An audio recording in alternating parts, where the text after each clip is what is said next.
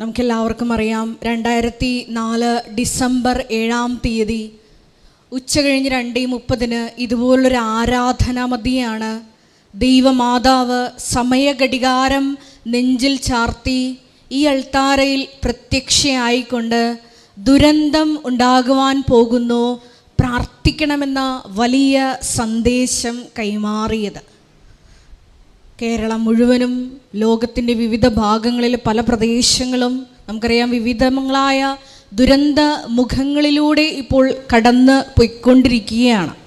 പരിശുദ്ധ ദൈവമാതാവ് അന്ന് നമ്മളോട് പറഞ്ഞത് ഇപ്രകാരമാണ്: ദുരന്തം ഉണ്ടാകുവാൻ പോകുന്നു, പ്രാർത്ഥിക്കണം. ജീവിതത്തിൻ്റെ വിവിധ ദുരന്ത മുഖങ്ങളിൽ നിന്നുകൊണ്ടാണ് നമ്മളും പരിശുദ്ധ അമ്മയുടെ ആലയത്തിലോട്ട് നീന്തി കയറിയിട്ടുള്ളത്. മരിയൻ ഉടമ്പടി എടുത്തുകൊണ്ട് അവൻ പറയുന്നത് പോലെ ചെയ്തുകൊണ്ട് ഉടമ്പടി നിബന്ധനകൾ വിശ്വസ്തതാപൂർവം പാലിച്ചുകൊണ്ട് നമ്മളെ തന്നെ വിശുദ്ധീകരിക്കുമ്പോൾ നമ്മുടെ പ്രാർത്ഥനകളും ദൈവ തിരുസന്നിധിയിൽ സ്വീകാര്യമാകുമെന്നാണ് ഈ പ്രത്യക്ഷീകരണം നമ്മളോട് വിളിച്ചു പറയുന്നത്. അതുകൊണ്ട് തന്നെ ഈ ഉടമ്പടി ധ്യാനത്തിലായിരിക്കുമ്പോൾ ഈ ധ്യാനം നയിക്കുവാൻ പോകുന്ന ബഹുമാനപ്പെട്ട VP ജോസഫ് അച്ഛനെ ദൈവപിതാവിൻ്റെ കരങ്ങളിൽ സമർപ്പിച്ച് നമുക്കൊരു നിമിഷം പ്രാർത്ഥിക്കാം. ഈ ധ്യാനം എപ്പോഴെല്ലാം ആരെല്ലാം കൂടുന്നുവോ അവരുടെ എല്ലാവരുടെയും ജീവിതത്തെ വിശുദ്ധീകരിക്കുവാനും ശക്തീകരിക്കുവാനും അവരെ പുതിയ സൃഷ്ടികളാക്കി മാറ്റുവാനുമുള്ള വലിയ വചന വെളിപാടുകൾ ഈ ആരാധനയിൽ ഉടനീളം ഞങ്ങൾക്ക് നൽകണമേ എന്ന് പ്രാർത്ഥിക്കുന്നു. ആരെല്ലാം ഈ ധ്യാനം കൂടുന്നുവോ, ഏതെല്ലാം സമയങ്ങളിൽ കൂടുന്നുവോ അപ്പോഴെല്ലാം പരിശുദ്ധ അമ്മയുടെ പ്രത്യേകമായ സാന്നിധ്യം, ദിവ്യകാരുണ്യനാഥൻ്റെ സന്ധിപ്പ് അനുഭവിക്കുവാനുള്ള വലിയ കൃപയ്ക്ക് വേണ്ടി ഒരു നിമിഷം നമുക്ക് മൗനമായിട്ട് പ്രാർത്ഥിക്കാം.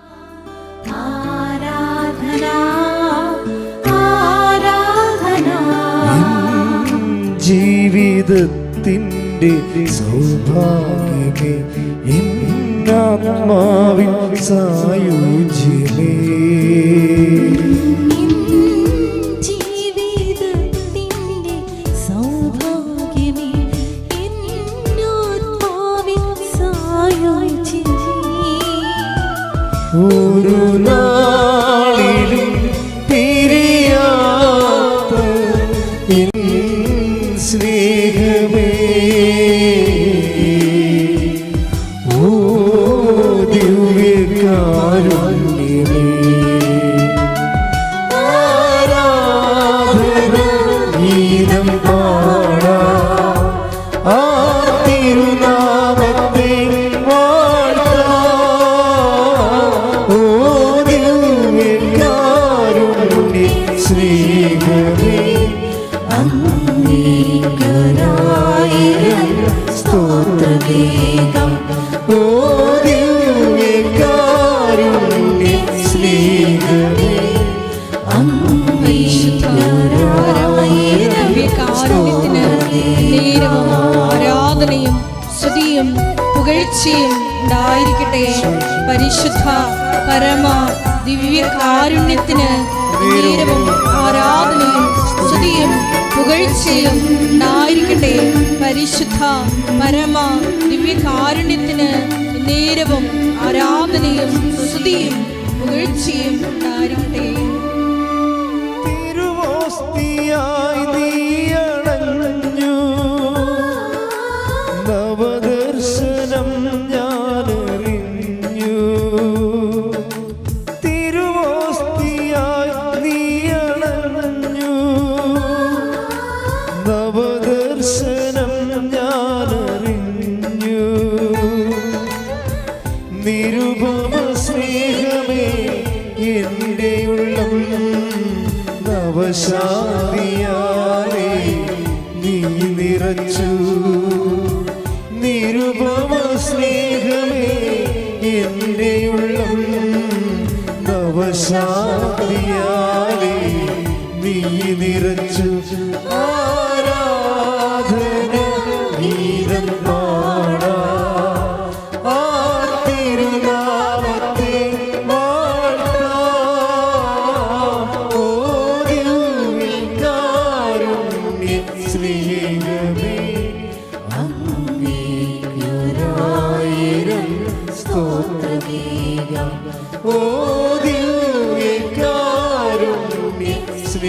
സ്നേഹമേ അങ്ങേക്കൊരായിരം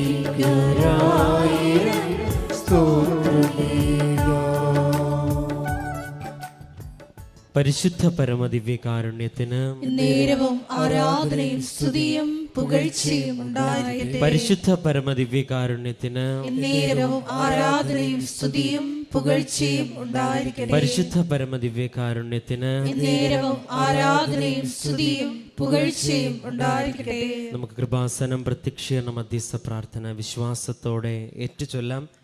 അമ്മേ പരിശുദ്ധ അമ്മേ, അമ്മേ പരിശുദ്ധ അമ്മേ, ദൈവമാതാവേ, ദൈവമാതാവേ, കൃപാസനത്തിലൂടെ ഞങ്ങൾക്കും ഞങ്ങളുടെ ദേശത്തിനും അമ്മ മാധ്യസ്ഥം തേടിത്തന്ന എല്ലാ അനുഗ്രഹങ്ങൾക്കും കൃപകൾക്കും ഞങ്ങളിപ്പോൾ ഹൃദയം നിറഞ്ഞ നന്ദി പറയുന്നു. നമുക്ക് സ്തുതിച്ച് പ്രാർത്ഥിക്കാം. ഹല്ലേലൂയ. യേശുവേ ആരാധന. കർത്താവേ ആരാധനയുടെ നിമിഷങ്ങളൊക്കെയും ഞങ്ങൾക്ക് ആവശ്യമായ വചനങ്ങൾ ബഹുമാനപ്പെട്ട ജോസഫ് അച്ഛനുള്ള വെളിപ്പെടുത്തി ലഭിക്കുവാൻ ദിവ്യകാരുണ്യത്തിന്റെ വലിയ അനുഭവങ്ങൾ ഈ ആരാധന നിമിഷങ്ങൾ ഉണ്ടാകുവാൻ ഇടവരുത്തണമേ എന്ന് ഞങ്ങൾ പ്രാർത്ഥിക്കുന്നു. ഓ ദിവ്യകാരുണ്യ സ്നേഹമേ അങ്ങേക്കൊരായിരം സ്തോത്രമേകാം. നമുക്ക് ഒരുമിച്ച് ഓ പാടാം. ദിവ്യകാരുണ്യ സ്നേഹമേ അങ്ങേക്കൊരായിരം സ്തോത്രമേകാം. പരിശുദ്ധ പരമദിവ്യകാരുണ്യത്തിന് നേരവും ആരാധനയും സ്തുതിയും പുകഴ്ചയും ഉണ്ടായിരിക്കട്ടെ. പരിശുദ്ധ പരമദിവ്യകാരുണ്യത്തിന് നേരവും ആരാധനയും സ്തുതിയും പുകഴ്ചയും ഉണ്ടായിരിക്കട്ടെ. പരിശുദ്ധ പരമദിവ്യകാരുണ്യത്തിന് നേരവും ആരാധനയും സ്തുതിയും പുകഴ്ചയും ഉണ്ടായിരിക്കട്ടെ.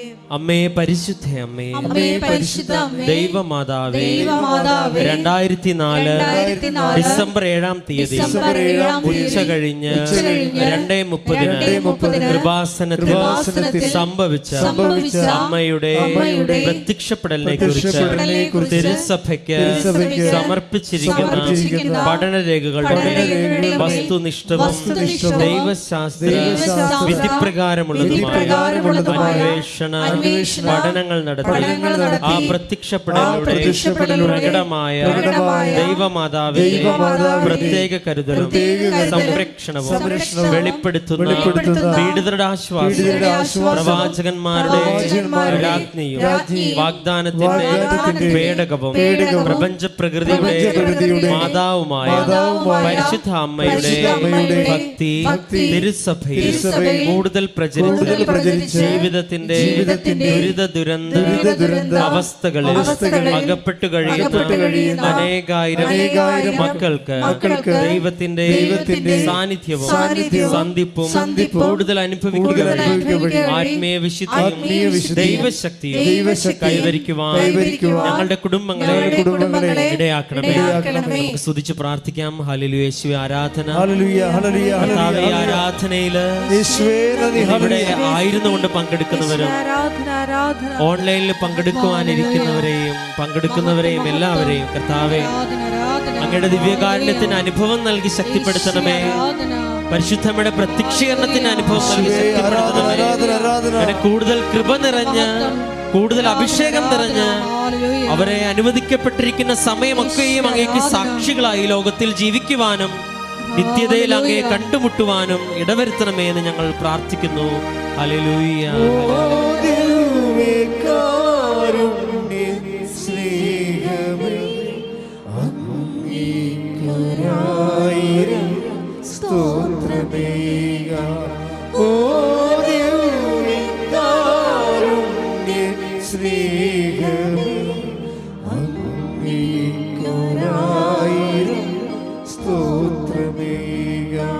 പരിശുദ്ധ പരമദിവ്യകാരുണ്യത്തിന് നേരവും ആരാധനയും സ്തുതിയും പുകഴ്ചയും ഉണ്ടായിരിക്കട്ടെ. പരിശുദ്ധ പരമദിവ്യകാരുണ്യത്തിന് നേരവും ആരാധനയും സ്തുതിയും പുകഴ്ചയും ഉണ്ടായിരിക്കട്ടെ. പരിശുദ്ധ പരമദിവ്യകാരുണ്യത്തിന് നേരവും ആരാധനയും സ്തുതിയും പുകഴ്ചയും ഉണ്ടായിരിക്കട്ടെ. അമ്മേ പരിശുദ്ധ അമ്മേ, അമ്മേ പരിശുദ്ധ അമ്മേ, ഭൂസ്വർലോകങ്ങളുടെ ഭൂസ്വർലോകങ്ങളുടെ രാജ്ഞിയായ അങ്ങേക്ക് ഭൗമ സംരക്ഷണത്തിനായി പ്രപഞ്ച പ്രകൃതിയെ തിരുസഭ പ്രതിഷ്ഠിക്കുവാൻ ഈ പ്രത്യക്ഷീകരണം വഴി ഇടയാക്കണമേ.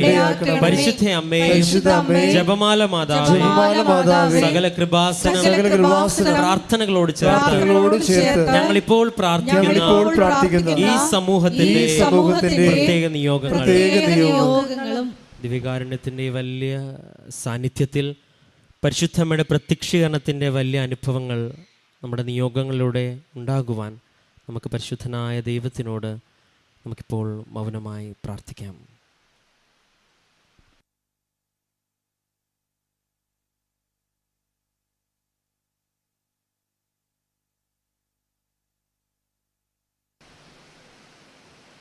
അമ്മയുടെ പ്രത്യക്ഷീകരണത്തിന്റെ ഈ അനുഗ്രഹവേളയിൽ ഞങ്ങൾക്ക് സാധിച്ചു തരുവാൻ കനിയണമേ. ആമേൻ. നമുക്ക് സ്തുതിച്ച് പ്രാർത്ഥിക്കാം. ഹല്ലേലൂയ, ഹല്ലേലൂയ, യേശുവേ ആരാധന. കർത്താവേ, ആരാധനയുടെ നിമിഷങ്ങൾ ദിവ്യകാരുണ്യ അനുഭവത്തിന്റെ നിമിഷങ്ങളാകുവാൻ കർത്താവ് ഞങ്ങൾക്ക് ആവശ്യമായ വചനങ്ങൾ നൽകി അനുഗ്രഹിക്കണമേ. അങ്ങയുടെ ജീവിക്കുന്ന സാന്നിധ്യം നൽകി അനുഗ്രഹിക്കണമേ. ഹല്ലേലൂയ.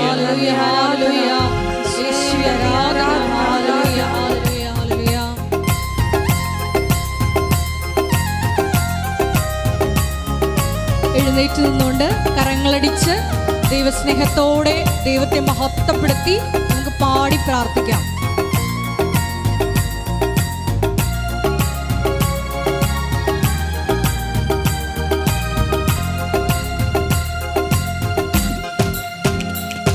ഒരു വാക്കുമതി എനിക്കതു മതിയേ, ഒരു വാക്കുമതി എനിക്കതു മതിയേ, ഒരു വാക്കുമതി എനിക്കതു മതിയേ, ഒരു വാക്കുമതി എനിക്കതു മതിയേ, ഒരു വാക്കുമതി എനിക്കതു മതിയേ, ഒരു വാക്കുമതി എനിക്കതു മതിയേ. എന്റെ പുരയ്ക്കകത്തു വരാ ഞാൻ പോരാത്തവനാണ്, എന്റെ കൂടെ നിരിപ്പാനും ഞാൻ പോരാത്തവനാണ്. ഞാൻ പോരാത്തവനാണ്, എന്റെ കൂടെ നിരപ്പാനും ഞാൻ പോരാത്തവനാണ്. എന്റെ പുരയ്ക്കകത്തു വരാ ഞാൻ പോരാത്തവനാണ്, എന്റെ കൂടെ നിരിപ്പാനും ഞാൻ പോരാത്തവനാണ്. ഉയർത്തി ഒരു വാക്കുമതി എനിക്കതു മതിയേ, ഒരു വാക്കുമതി എനിക്കതു മതിയേ. ഉച്ചത്തിൽ പാടാം. ഒരു വാക്കുമതി എനിക്കതു മതിയേ, ഒരു വാക്കുമതി എനിക്കതു മതിയേ. ദിവ്യകാരുണ്യനാഥനായ ദൈവമേ, ഇന്നീ ദിവസം ഈ ആലയത്തിൽ ഞങ്ങൾ ഒരുമിച്ച് കൂട്ടിയതിനോട് ഞങ്ങൾ അങ്ങേക്ക് നന്ദി പറയുന്നു. കർത്താവേ, ദൈവികമായ ഈ കൃപാവര പദ്ധതിയിലേക്ക്, ഉടമ്പടിയിലേക്ക് ഞങ്ങളെ പ്രത്യേകം ക്ഷണിച്ചതിനോർത്ത് ഞങ്ങൾ അങ്ങേക്ക് നന്ദി പറയുന്നു. നിന്റെ കൃപാവര ദാനങ്ങൾ നിറയ്ക്കണമേ. പരിശുദ്ധമ്മയുടെ പ്രത്യക്ഷീകരണത്തിന്റെ വലിയ സാക്ഷ്യങ്ങൾ പറയുവാൻ ഞങ്ങളെ ഒരുക്കണമേ എന്ന് ഞങ്ങൾ പ്രാർത്ഥിക്കുന്നു. നമുക്ക് സ്തുതിച്ച് പ്രാർത്ഥിക്കാം. യേശുവേ ആരാധന, ആരാധന, ആരാധന. ഹല്ലേലൂയ. യേശുവേ നന്ദി, യേശുവേ ആരാധന.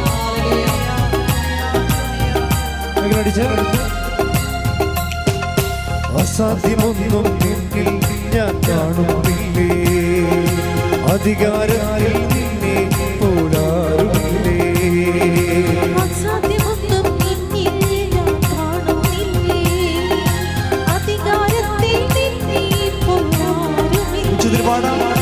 അസാധ്യമൊന്നും നിന്നിൽ ഞാൻ കാണുന്നില്ലേ, അധികാരത്തിൽ നിന്നെ പോലാറുമില്ലേ. എൻ ജീവിതം മാറും ഒരു വാക്കു നീ പറഞ്ഞാൽ, എൻ നിലവുകളും മാറും ഒരു വാക്കു നീ പറഞ്ഞാൽ, എൻ ജീവിതം മാറും ഒരു വാക്കു നീ പറഞ്ഞാൽ, എൻ നിലവുകളും മാറും ഒരു വാക്കു നീ പറഞ്ഞാൽ. നീ പറഞ്ഞാൽ ദീനം മാറും, നീ പറഞ്ഞാൽ മരണം മാറും, ദീനം മാറും, നീ പറഞ്ഞാൽ മരണം മാറും. യേശുവേ നീ പറഞ്ഞാൽ മാറാത്തതെന്തുള്ളൂ, യേശുവേ നീ പറഞ്ഞാൽ മാറാത്തതെന്തുള്ളൂ. ഒരു വാക്കുമതി എനിക്കനുമതിയേ, ഒരു വാക്കുമതി എനിക്കനുമതി. കൈകൾ ഉയർത്തി, ഒരു വാക്കുമതി എനിക്കതുമതിയേ, ഒരു വാക്കുമതി എനിക്കതുമതി. ശ്രുതികണ്ട ഹല്ലേലൂയ. ഹല്ലേലൂയ, ഹല്ലേലൂയ, ഹല്ലേലൂയ, ഹല്ലേലൂയ. മഹത്വം, ആരാധന, ആരാധന. ഹല്ലേലൂയ, ഹല്ലേലൂയ. ഒരിക്കൽ കൂടി വിദ്യാലയം നയിക്കുവാൻ പോകുന്ന ബഹുമാനപ്പെട്ട വി.പി. ജോസഫ് അച്ഛനെ അൾത്താരയിൽ സമർപ്പിച്ച് പ്രാർത്ഥിക്കുന്നു. കൃപാസനത്തിന്റെ എല്ലാ ശുശ്രൂഷ മേഖലകളെയും ഞങ്ങൾ സമർപ്പിച്ച് പ്രാർത്ഥിക്കുന്നു. ആരാധനയിൽ ഉടനീളം ഈശോയുടെ സാന്നിധ്യം പ്രകടമാക്കണമെന്ന് പ്രാർത്ഥിക്കുന്നു. Hallelujah, hallelujah.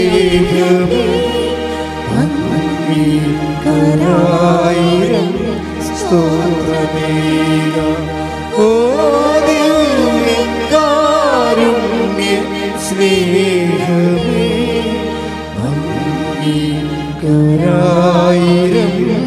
സ്തോത്രമേക. പരിശുദ്ധ പരമദിവ്യകാരുണ്യത്തിന് ആരാധനയും സ്തുതിയും പുകഴ്ചയും ഉണ്ടായിരിക്കട്ടെ.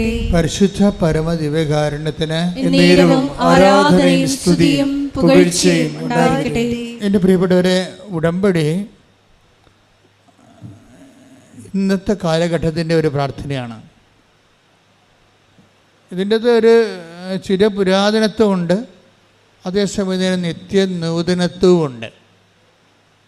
ചിരപുരാതനം എന്ന് പറയുന്നത് ഉടമ്പടി ബൈ പ്രിൻസിപ്പിൾ അത് ദൈവദത്തമായ കാലത്ത് ഏണ്ട് എബ്രാഹത്തിൻ്റെ കാലം മുതൽ ഉടമ്പടി എന്നുള്ള കോൺസെപ്റ്റുള്ളതാണ്, വർക്കൗട്ട് ചെയ്യാനാണ്. ദൈവം എന്തെങ്കിലും ഒരു വലിയ മെഗാ പ്രോജക്റ്റ് ചെയ്യണമെന്നുണ്ടെങ്കിൽ ത്രൂ ഉടമ്പടി ബേസിൽ ചെയ്യത്തുള്ളൂ.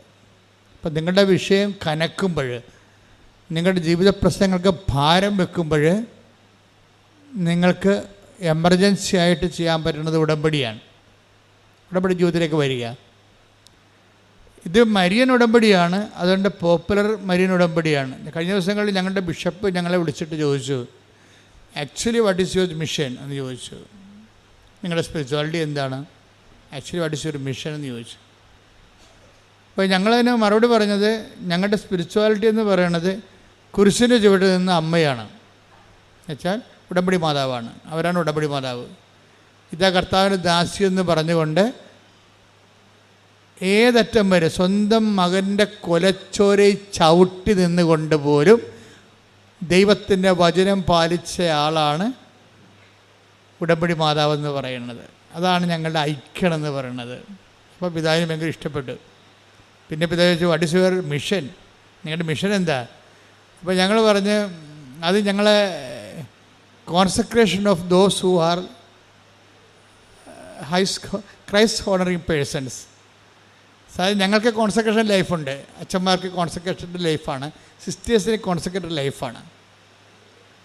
ഉടമ്പടിയിലേക്ക് വരുമ്പോൾ നമ്മൾ ദൈവത്തിൻ്റെ വചനത്തിൽ വേരൂന്നി സാക്ഷ്യപ്പെട്ട് ജീവിച്ചുകൊള്ളാവുന്ന ഓൾ ക്രൈസ്റ്റ് ഹോണറിങ് പേഴ്സൺസ് ആണ്, not Catholics, not only Catholics.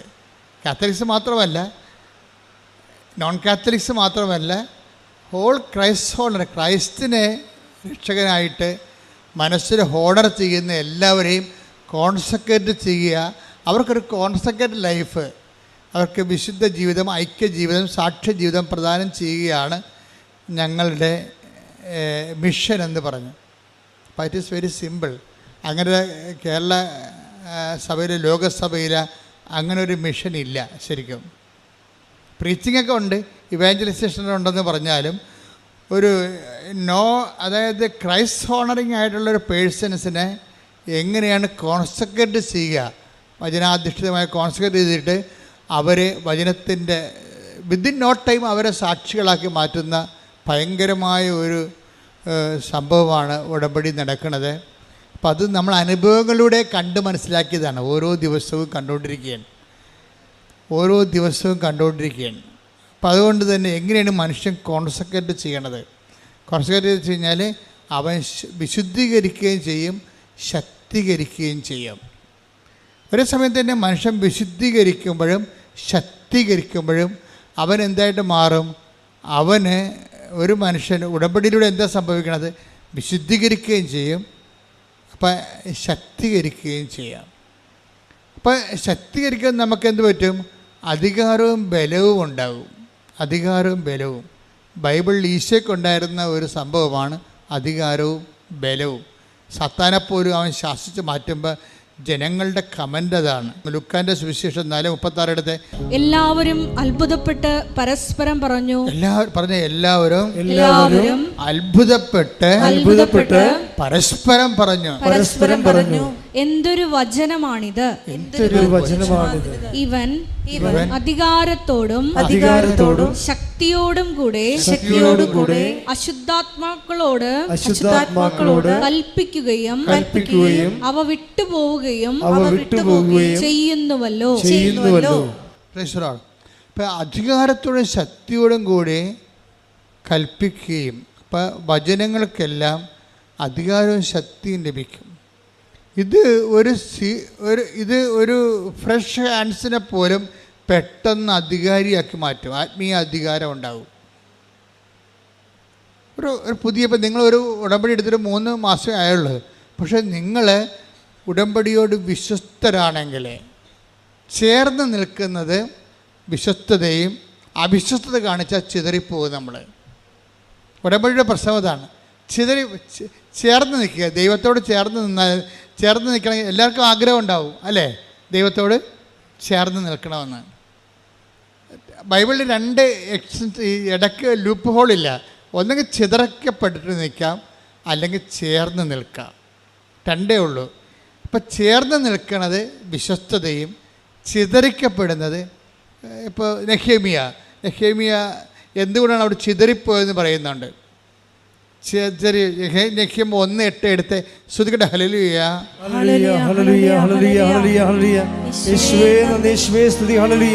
നെഹെമ്യ 1:8 അങ്ങയുടെ ദാസനായ മോശയോട് അങ്ങ് കൽപ്പിച്ച ഈ വാക്കുകൾ അനുസ്മരിക്കുക. അവിശ്വസ്തത കാട്ടിയാൽ നിന്നെ ഞാൻ ജനതകൾക്കിടയിൽ ചിതറിക്കും. പ്രശ്നം അതാണ്. ചേർന്ന് നമുക്ക് 2 ദൈവവുമായിട്ടുള്ള ഇടപാടിൽ 2 സാധ്യതയുള്ളത്. ഒന്നെങ്കിൽ ചേർന്ന് നിൽക്കാം, അല്ലെങ്കിൽ ചിതറിക്കപ്പെടാം.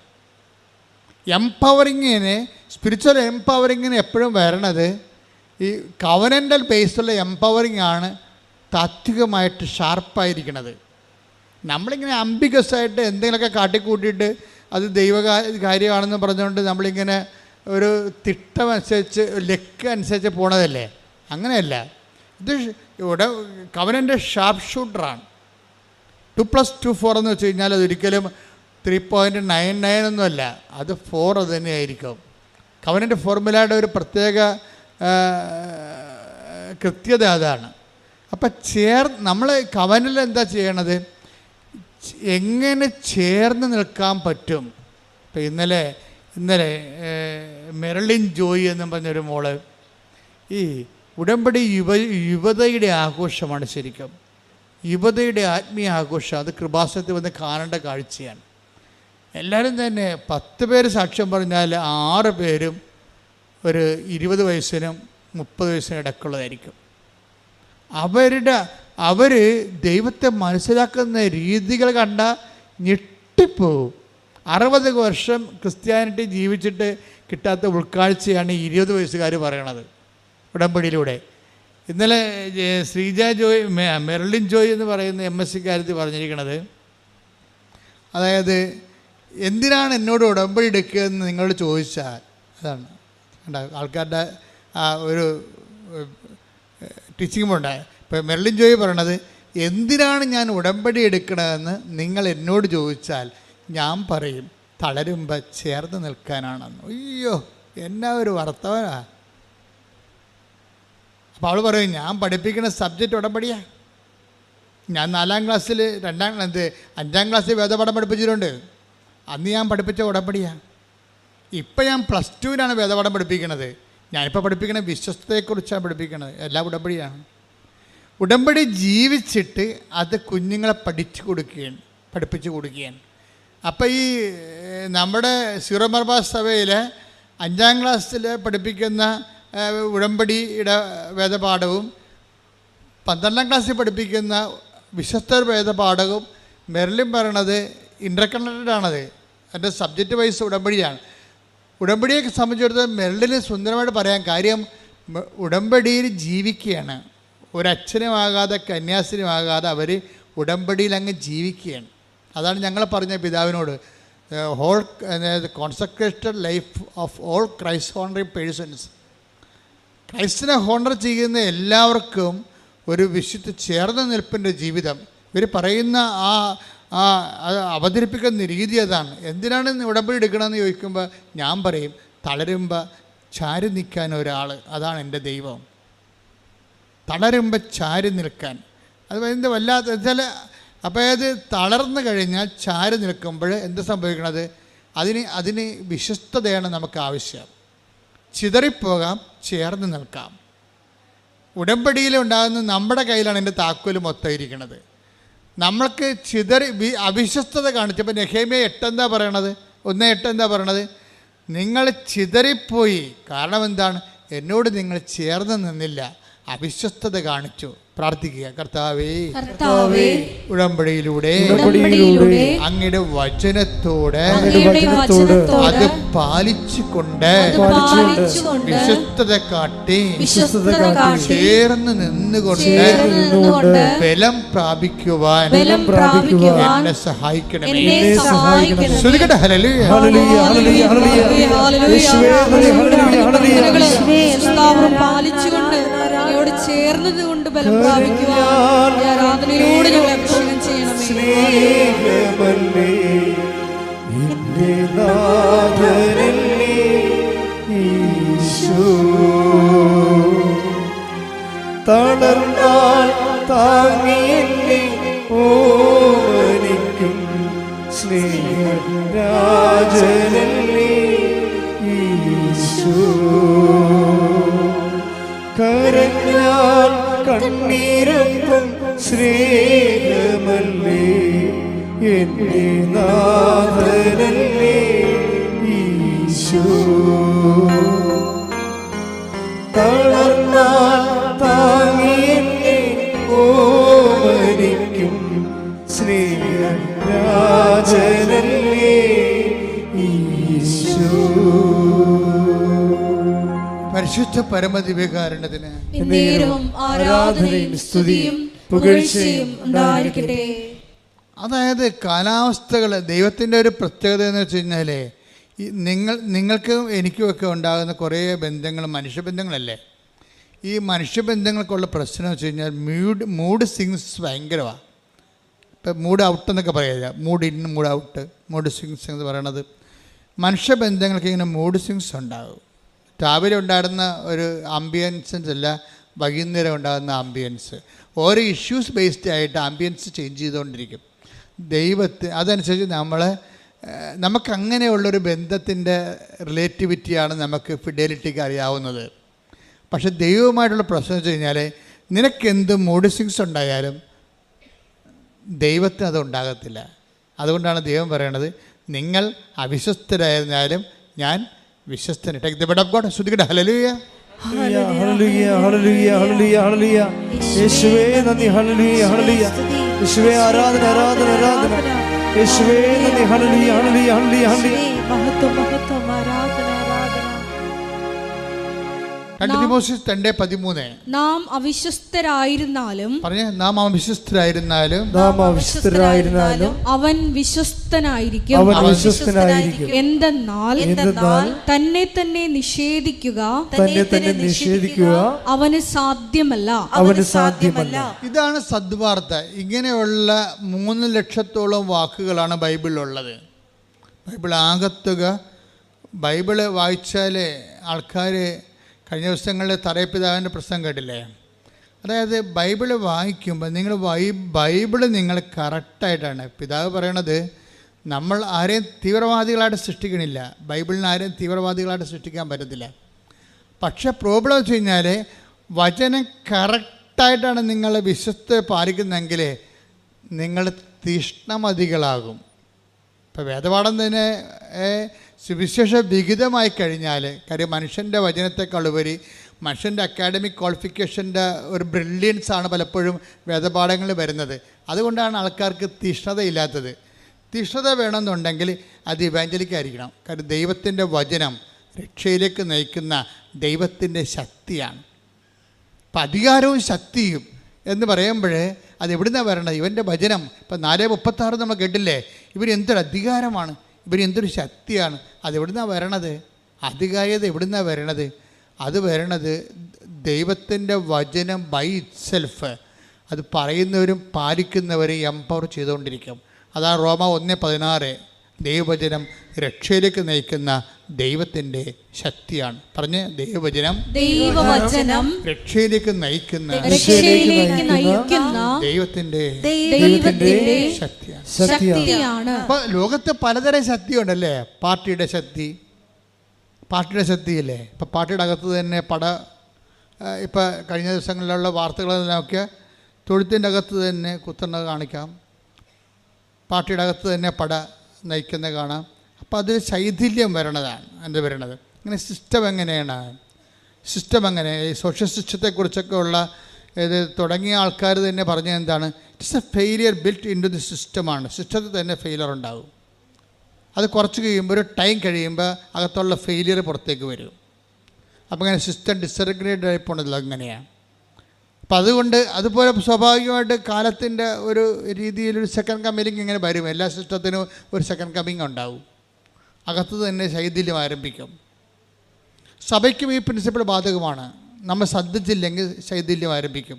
വിശ്വാസത്തിനും ഈ പ്രിൻസിപ്പിൾ ബാധകമാണ്. ശൈഥില്യം അകത്തുനിന്ന് തന്നെ ഉണ്ടാകും. ഫെയിലിയർ എന്ന് പറഞ്ഞ സംഭവം ഇതിൻ്റെ ഉള്ളിൽ തന്നെ ഉണ്ട്. ഇവനെ അടക്കി ഒതുക്കി നിർത്തിക്കൊണ്ട് ദൈവത്തോട് ചേർന്ന് നിന്ന് വിശ്വസ്ത പാലിച്ച് പോകാനുള്ള ഒരു കഴിവ് കൂടിയാണ് ആധ്യാത്മികത എന്ന് പറയുന്നത്. ശ്രുതികട്ടെ ഹല്ലേലൂയ, ഹല്ലേലൂയ, ഹല്ലേലൂയ, ഹല്ലേലൂയ. യേശുവേ മഹത്വം, മഹത്വം, ആരാധന, ഹല്ലേലൂയ. ആരാധന, ആരാധന, ആരാധന, അങ്ങേക്ക് ആരാധന, ആരാധന, ആരാധന, ആരാധന, അങ്ങേക്ക് ആരാധന. ഈ ചേർന്ന് നിൽക്കുന്ന വിശ്വസ്തയുടെ ഭാഗമായിട്ടാണ് എന്ത് കൊണ്ടാണ് ഈ അഡ്ഹേസീവ് പവർ, ചേർന്ന് നിൽക്കുക, ഒട്ടി നിൽക്കുക. അല്ല, അഡ്ഹേസീവ് പവർ എന്താണ് ശരിക്കും പറഞ്ഞാൽ? അത് ദൈവസ്നേഹമാണ് ശരിക്കും. ഉടമ്പടി ഉള്ള ആൾക്കാർക്ക്, ചില ആൾക്കാർക്ക് ഇങ്ങനെ ശൈഥില്യം സംഭവിക്കുന്നതിൻ്റെ കാരണം വിഷയസ്നേഹമാണ്, അല്ലെങ്കിൽ വസ്തുസ്നേഹമാണ്. ഉടമ്പടി അതിൽ വർക്കൗട്ട് ചെയ്യത്തില്ല. നിങ്ങളുടെ IELTS, നിങ്ങളുടെ PR, നിങ്ങളുടെ കാനഡ, നിങ്ങളുടെ പെൻഷൻ, നിങ്ങളുടെ വസ്തു വിൽപ്പന, അതിനാണ് നിങ്ങൾക്ക് ഇമ്പോർട്ടൻസ് എന്നുണ്ടെങ്കിൽ ആ വസ്തു സ്നേഹമെന്ന് പറയും. അവിടെ വ്യക്തിസ്നേഹമില്ല. നിങ്ങൾ ഈ മരണം വരെ ഈ ഉടമ്പടിയുടെ കാലമെല്ലാം ആൾക്കാർ വസ്തുസ്നേഹത്തിലാണ് ജീവിക്കുന്നത്. അതുകൊണ്ടാണ് ഇത് വർക്കൗട്ട് ചെയ്യാത്തത്. അതിനകത്ത് വ്യക്തിസ്നേഹം വരണം ശരിക്കും പറഞ്ഞാൽ. അപ്പോൾ ഈ ചേർന്ന് നിൽക്കുക, ചിതറി നിൽക്കുക എന്ന് പറയുമ്പോൾ ഒന്ന് ചേർന്ന് നിൽക്കുന്നത് വിശ്വസ്തത, ചിതറി നിൽക്കുന്നത് അവിശ്വസ്തത എന്ന് പറയും. അപ്പോൾ ചേർന്ന് നിൽക്കുന്ന അഡ്ഹേസീവ് പവർ എന്താണ്? അത് വ്യക്തിസ്നേഹമാണ്. ആരോട്? ദൈവത്തോടുള്ള വ്യക്തിസ്നേഹം. എന്തിനാണ് നീ ഉടമ്പടി എടുക്കണമെന്ന് ചോദിച്ചു കഴിഞ്ഞാൽ ഒറ്റ ശ്വാസത്തിൽ പറയണം, ദൈവത്തെ സ്നേഹിക്കാൻ. ഞാൻ ദൈവത്തെ സ്നേഹിച്ച് ജീവിക്കുന്ന ആളാണ്, പക്ഷേ ഇപ്പോഴൊരു ഉത്തരവാദിത്വത്തോടെ. ഇപ്പം പേരൻറ്ഹുഡ് പല രീതിയിലില്ലേ. പേരൻറ്ഹുഡ്, ഒരു കുഞ്ഞ് വളർന്നു വരുന്ന മുമ്പ് തന്നെ അടുത്തത് പ്രഗ്നൻ്റ് ആകണമെങ്കിൽ നിരുത്തരവാദിത്തരമായ ജന്മമാണത്. ഒരു കുഞ്ഞ് വളർന്നാലും മുലകുടി മാറുന്ന 3 മാസമായപ്പോൾ തന്നെ അമ്മ വീണ്ടും പ്രഗ്നൻ്റ് ആണെങ്കിൽ അതിന് ഇറസ്പോൺസിബിൾ പാരൻറ്ഹുഡ് എന്ന് പറയും. എന്ന് വെച്ച് കഴിഞ്ഞാൽ ആ മുലകുടി മാറാത്ത കുഞ്ഞിനെ കെയർ ചെയ്യാതെയാണ് വീണ്ടും മാതാപിതാക്കന്മാർ വീണ്ടും അടുത്ത കുഞ്ഞിന് ജന്മം കൊടുക്കണമെങ്കിൽ എങ്കിൽ പുറത്തുള്ള ആൾക്കാർ അതിനെ പറയണത് ഇറസ്പോൺസിബിൾ പാരൻറ്ഹുഡ് എന്ന് പറയും. ആ കുഞ്ഞിന് മുലകുടി മാറി അതിന് 2 കൊല്ലമൊക്കെ മുലകുടിക്ക് കുടിച്ച് അത് തന്നെ നിൽക്കാൻ കഴിയുമ്പോൾ അടുത്ത കുഞ്ഞായ റെസ്പോൺസിബിൾ പാരൻറ്ഹുഡ് എന്ന് പറയും. അപ്പോൾ ഇത് നമ്മൾ ബോധപൂർവ്വം, അപ്പം നമ്മളിതിന് ഈ ഉടമ്പടിയിൽ നമ്മളെല്ലാവരും ദൈവത്തെ സ്നേഹിക്കുന്നവരാണ്. പക്ഷേ റെസ്പോൺസിബിൾ ലൈഫാണോ അറിയത്തില്ല. നമ്മളിങ്ങനെ അപ്പോൾ റെസ്പോൺസിബിൾ ലൈഫ് എന്ന് പറയുന്ന ഒരു സംഭവം, ഉടമ്പടി നിങ്ങളെ ഉത്തരവാദിത്തമുള്ള ദൈവസ്നേഹത്തിലേക്ക് കൊണ്ടുവരും. എല്ലാവരും ദൈവം സ്നേഹിക്കുന്നവരാണ്, ദൈവത്തെ സ്നേഹിക്കുന്നവരാണ്. ഉടമ്പടി നിങ്ങളെ ഉത്തരവാദിത്തമുള്ള ദൈവസ്നേഹത്തിലേക്ക് കൊണ്ടുവരും. ഒന്ന് പ്രാർത്ഥിച്ച്, കർത്താവായ ദൈവമേ, ഉടമ്പടിയിലൂടെ ഉത്തരവാദിത്തമുള്ള ദൈവസ്നേഹത്തിലേക്ക് ഞങ്ങളെ ചേർത്ത് നിർത്തിയതിന് നന്ദി പറയുന്നു. ശ്രദ്ധിക്കട്ടെ.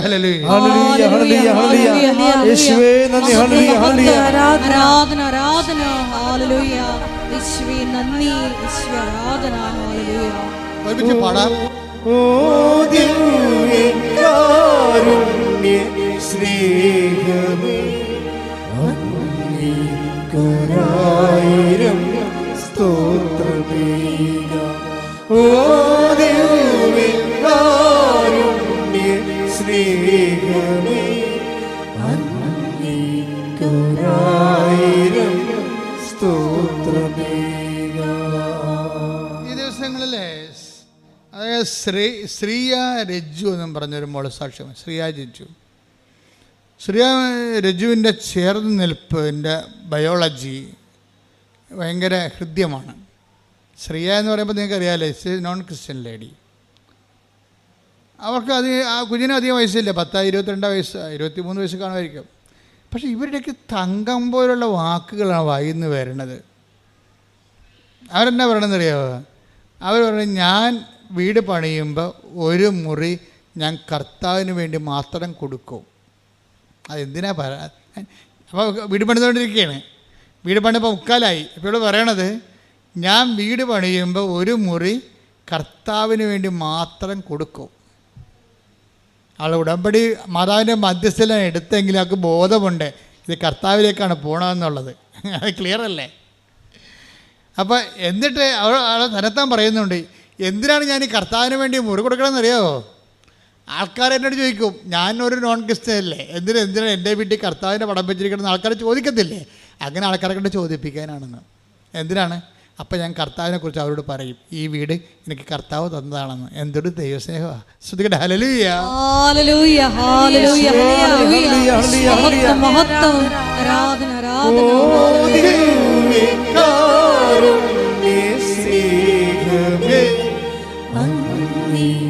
അങ്ങേക്കൊരായിരം സ്തോത്രമേകാം. ഓ ദിവ്യകാരുണ്യ സ്നേഹമേ, അങ്ങേക്കൊരായിരം സ്തോത്രമേകാം. ഇപ്പം നിങ്ങൾക്ക് അതിൻ്റെ ഒരു ലൈൻ മനസ്സിലായില്ലേ? എത്ര പെട്ടെന്നാണ് ഈ ആൾക്കാർ ചേർന്നങ്ങടെ നിൽക്കണത്. കർത്താവുമായിട്ടൊക്കെ ചേർന്ന് നിൽക്കുകയല്ലേ, സ്നേഹത്തിൽ താൻ ചേർന്ന് നിൽക്കുന്നു. അവൻ എന്നോട് സ്നേഹത്തിൽ ചേർന്ന് നിൽക്കുന്നത് കൊണ്ട് ഞാനവനെ മാനിക്കും. സങ്കീർത്തകൻ്റെ വലിയൊരു ദൈവാനുഭവമാണ് ചേർന്ന് നിൽപ്പ്. Take the word of God. സങ്കീർത്തനം 91:14. അവൻ സ്നേഹത്തിൽ എന്നോട് ഒട്ടി നിൽക്കുന്നതിനാൽ. ദാറ്റ് ഈസ് എന്ന് പറഞ്ഞ്, അവൻ സ്നേഹത്തിൽ എന്നോട് ഒട്ടി നിൽക്കുന്നത് കൊണ്ട് ഞാൻ അവനെ രക്ഷിക്കും. അവൻ എൻ്റെ നാമം അറിയുന്നത് കൊണ്ട് ഞാൻ അവനെ സംരക്ഷിക്കും. സംഭവം ഈ രക്ഷയും സംരക്ഷണവും വരണത് ചേർന്ന് നിൽപ്പിന്നാണ് വരണത്. നിങ്ങൾ ഇടപെടി എടുത്തിട്ട് അതിൻ്റെ സാങ്കേതികമായിട്ട് കുറച്ച് കാര്യങ്ങൾ കാട്ടിക്കൂട്ടി അത് അനുഷ്ഠാനമാക്കി മാറ്റിക്കഴിഞ്ഞാൽ വരണ്ട അനുഷ്ഠാനങ്ങളും വരണ്ട ആചാരങ്ങളും അനാചാരങ്ങളായി മാറും. ആചാരമില്ലേ? ഉടമ്പടി കുറേ ആചാരങ്ങളില്ലേ? ഉൾപ്പെടുമ്പോഴൊരു ആചാരമുണ്ട്, ഉടമ്പടി തൈലം തേക്കുമ്പോഴൊരു ആചാരമുണ്ട്, ഇല്ലേ? ഉടമ്പടി തൈലം എടുത്ത അപ്പം തന്നെ ആചാരം ചെയ്യും. ഈ ആചാരം അർത്ഥമറിയാതെ ചെയ്താൽ എന്ത് പറ്റും? ആചാരത്തിന് എന്ത് പറ്റും? അതിനാണ് അനാചാരം എന്ന് പറയണത്. അർത്ഥമറിയാതെ ആചാരം ഒത്തിരി പേർക്ക് ചെയ്യുവേ, എന്തെല്ലാം കാര്യങ്ങൾ ആൾക്കാരെ കാട്ടിക്കൂട്ടുന്നു. അർത്ഥം അറിയാതെ ചെയ്യുന്ന ആചാരങ്ങൾക്ക് എന്താ വിചാരിക്കണത്? പറയണത് അനാചാരം എന്ന് പറയും. ഉടമ്പടി പല ആൾക്കാരും അനാചാരമായിട്ടാണ് ചെയ്യണത്. എന്ന് വെച്ച് കഴിഞ്ഞാൽ അതെന്താണ് ചെയ്യണമെന്ന് അവർക്ക് ബോധമില്ല. അനാചാരം എന്ന് പറഞ്ഞ ഒരു ആചാരം എന്ന് പറഞ്ഞ ഒരു ബോധമാണ്. അർത്ഥം അറിഞ്ഞ് ചെയ്യണം. ഇപ്പം തന്നെ ഈ ശ്രീജയുടെ കാര്യം തന്നെ എടുത്ത്, ശ്രീജയുടെ വീട് പണി നടന്നുകൊണ്ടിരിക്കുകയാണ്. കുടിക്കാനും വെള്ളമില്ല, തേപ്പിനും വെള്ളമില്ല. കുടിക്കാനും വെള്ളമില്ല അവിടെ. കാര്യം വെള്ളം ഇങ്ങനെ കലങ്ങിയ വെള്ളമാണ്. അത് നമുക്ക് ഒരു 10 ബക്കറ്റ് കിട്ടുമ്പോൾ കിണർ പറ്റിപ്പോവും. 10 ബക്കറ്റ് വെള്ളം കിടക്കുമ്പോൾ കിണർ പറ്റിപ്പോവും. കുടിക്കാനും പറ്റണില്ല. ഇപ്പോൾ ഉടമ്പടി ഇരിക്കുന്ന ഒരാളിൻ്റെ ജീവിതാനുഭവങ്ങളാണതേ. അപ്പോൾ കുടിക്കാനും വെള്ളമില്ല, വീട് തേക്കാനും വെള്ളമില്ല. അപ്പോൾ അവളെന്ത് ചെയ്യും? അവൾ കൊണ്ടുവന്ന ശേഷം ഉടമ്പടി ഉപ്പെടുത്ത്, നമുക്ക് ഉടമ്പടി ഒരു ജീവിതമാണല്ലോ.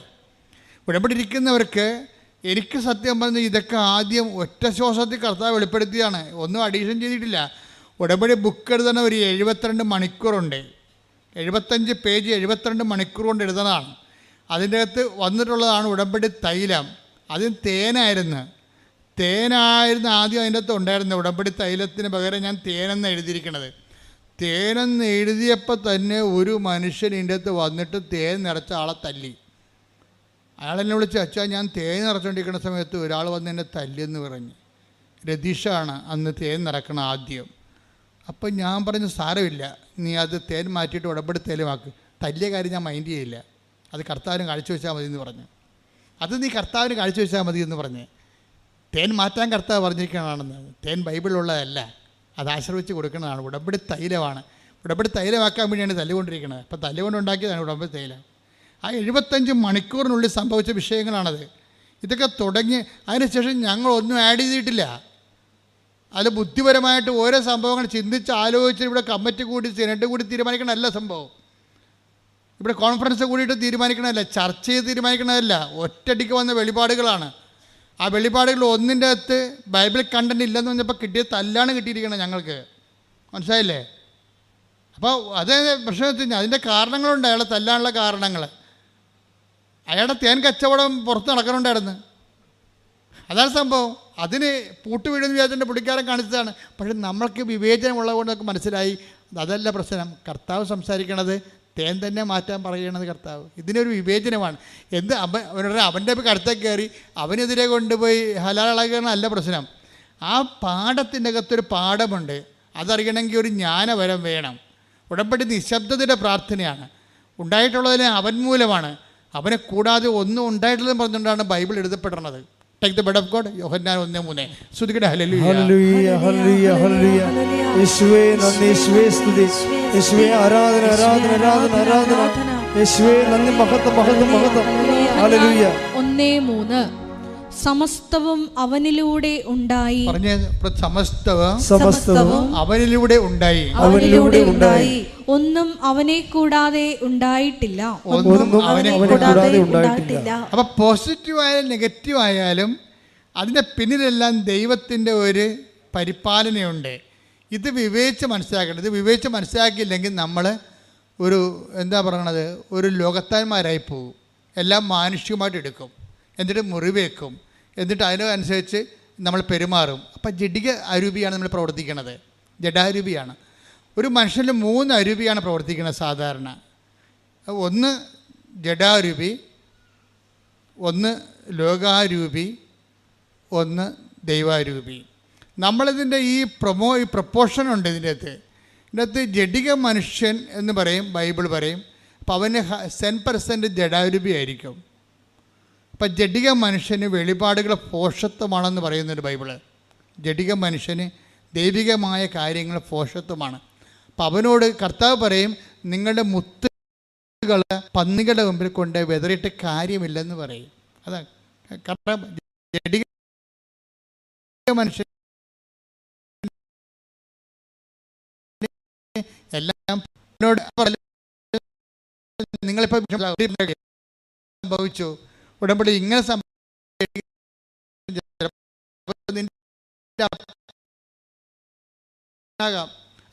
അതൊക്കെ പെട്ടെന്ന് നമുക്ക് മനസ്സിലാകും പെട്ടെന്ന്. പക്ഷെ ജഡിക മനുഷ്യൻ നീ കൈവിട്ട് കളയരുത്. ഈ ജഡിക മനുഷ്യൻ്റെ എവിടെയെങ്കിലും ഒരു കനൽ കാണും. അവന് നീ എപ്പോഴും ഇങ്ങനെ ആത്മഭാരത്തോടെ പിന്തുടരണം. അത് നിൻ്റെ ഭർത്താവായിരിക്കാം. ഇപ്പം നിന്നെ അംഗീകരിക്കണില്ല, അത് നിന്റെ ഭാര്യയായിരിക്കാം, അല്ലെങ്കിൽ മറ്റേ മരുമകളായിരിക്കാം. അവൾ നിന്നെ എതിർക്കുന്നുണ്ട് ഉടമ്പെടുക്കുന്നതിൽ. കാരണം എന്താ കഴിഞ്ഞാൽ അവളെ നാത്തുവിനോട് അവൾക്ക് ഭയങ്കര വെറുപ്പാണ്. നാത്തുവിനോടുള്ള വെറുപ്പ് അവൾ എടുക്കുന്ന ഉടമ്പടിയോടും കൂടി കൊടുക്കും. എല്ലാ കാര്യങ്ങൾക്കും ഇത് അട്രിബ്യൂട്ട് ചെയ്യും, ആ വെറുപ്പ് അട്രിബ്യൂട്ട് ചെയ്യും, ചെയ്യും ഇങ്ങനെ. അപ്പം അതുകൊണ്ട് സ്വാഭാവികമായിട്ടും നീ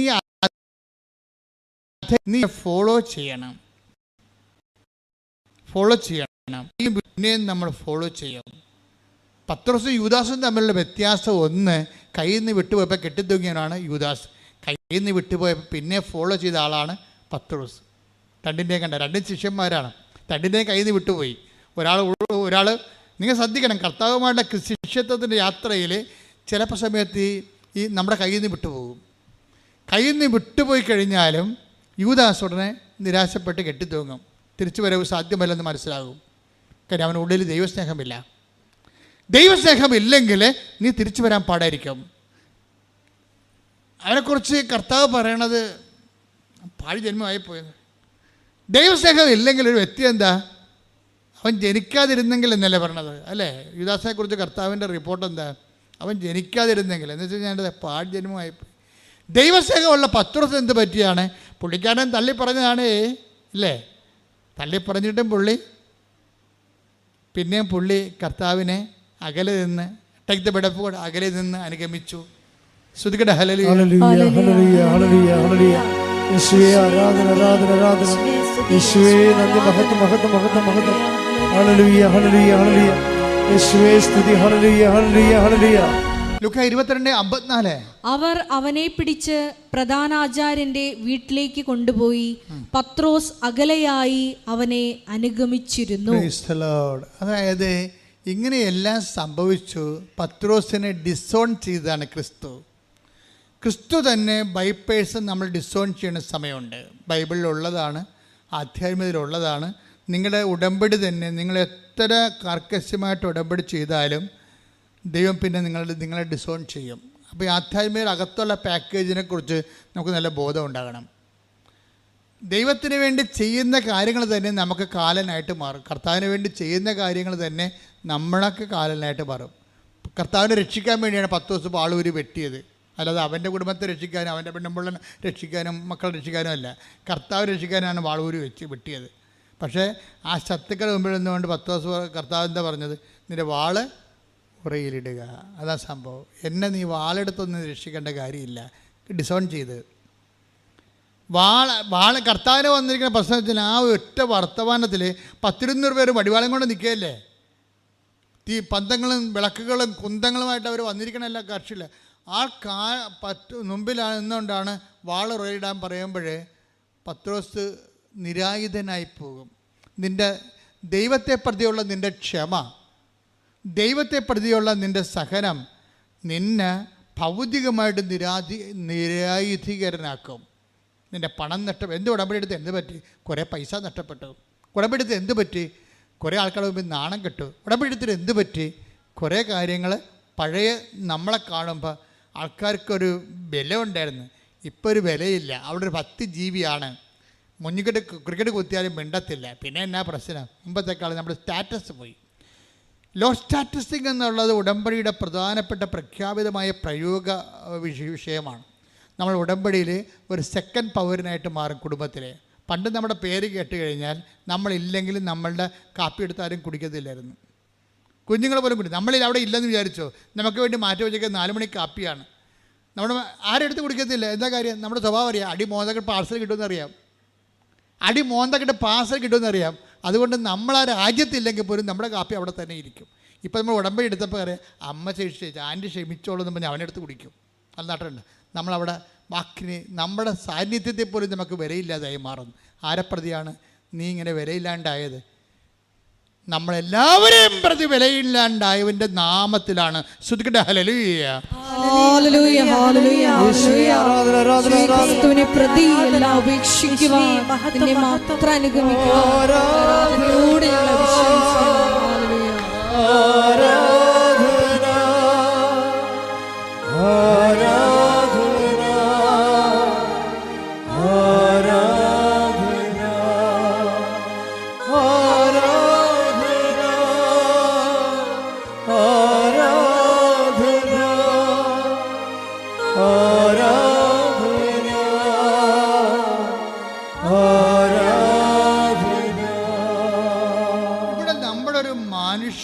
ശക്തിയുണ്ട്, മാനുഷികമായ ഒരു സ്റ്റാറ്റസ് ഉണ്ട്. ഉടമ്പടിയിൽ ഇതാണ് നമ്മൾ ഉരിഞ്ഞു മാറ്റപ്പെടുന്നത്. കർത്താവിൻ്റെ വസ്ത്രങ്ങളൊക്കെ ഉരിഞ്ഞു മാറ്റില്ലേ അവർ? ആ സ്റ്റാറ്റസ് അവർ ചേഞ്ച് ചെയ്യണമാണ്. കർത്താവിൻ്റെ വസ്ത്രങ്ങളൊക്കെ അവർ ഉരിഞ്ഞു മാറ്റിയായിരുന്നു.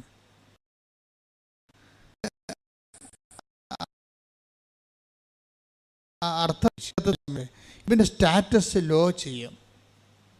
ഒരു പിതാവുമില്ല, ഒരു മാതാവുമില്ല, ആരുമില്ല, ഒറ്റക്ക് തല്ല്, തുണക്കെട്ടി ഒറ്റക്ക് തല്ലി. തല്ലുകൊള്ളുന്ന യേശു ഒരു പവർ ആകണമെന്ന് പറഞ്ഞ് തല്ലുകൊള്ളുന്ന യേശു, കെട്ടി യേശു എന്നൊക്കെ പറയും.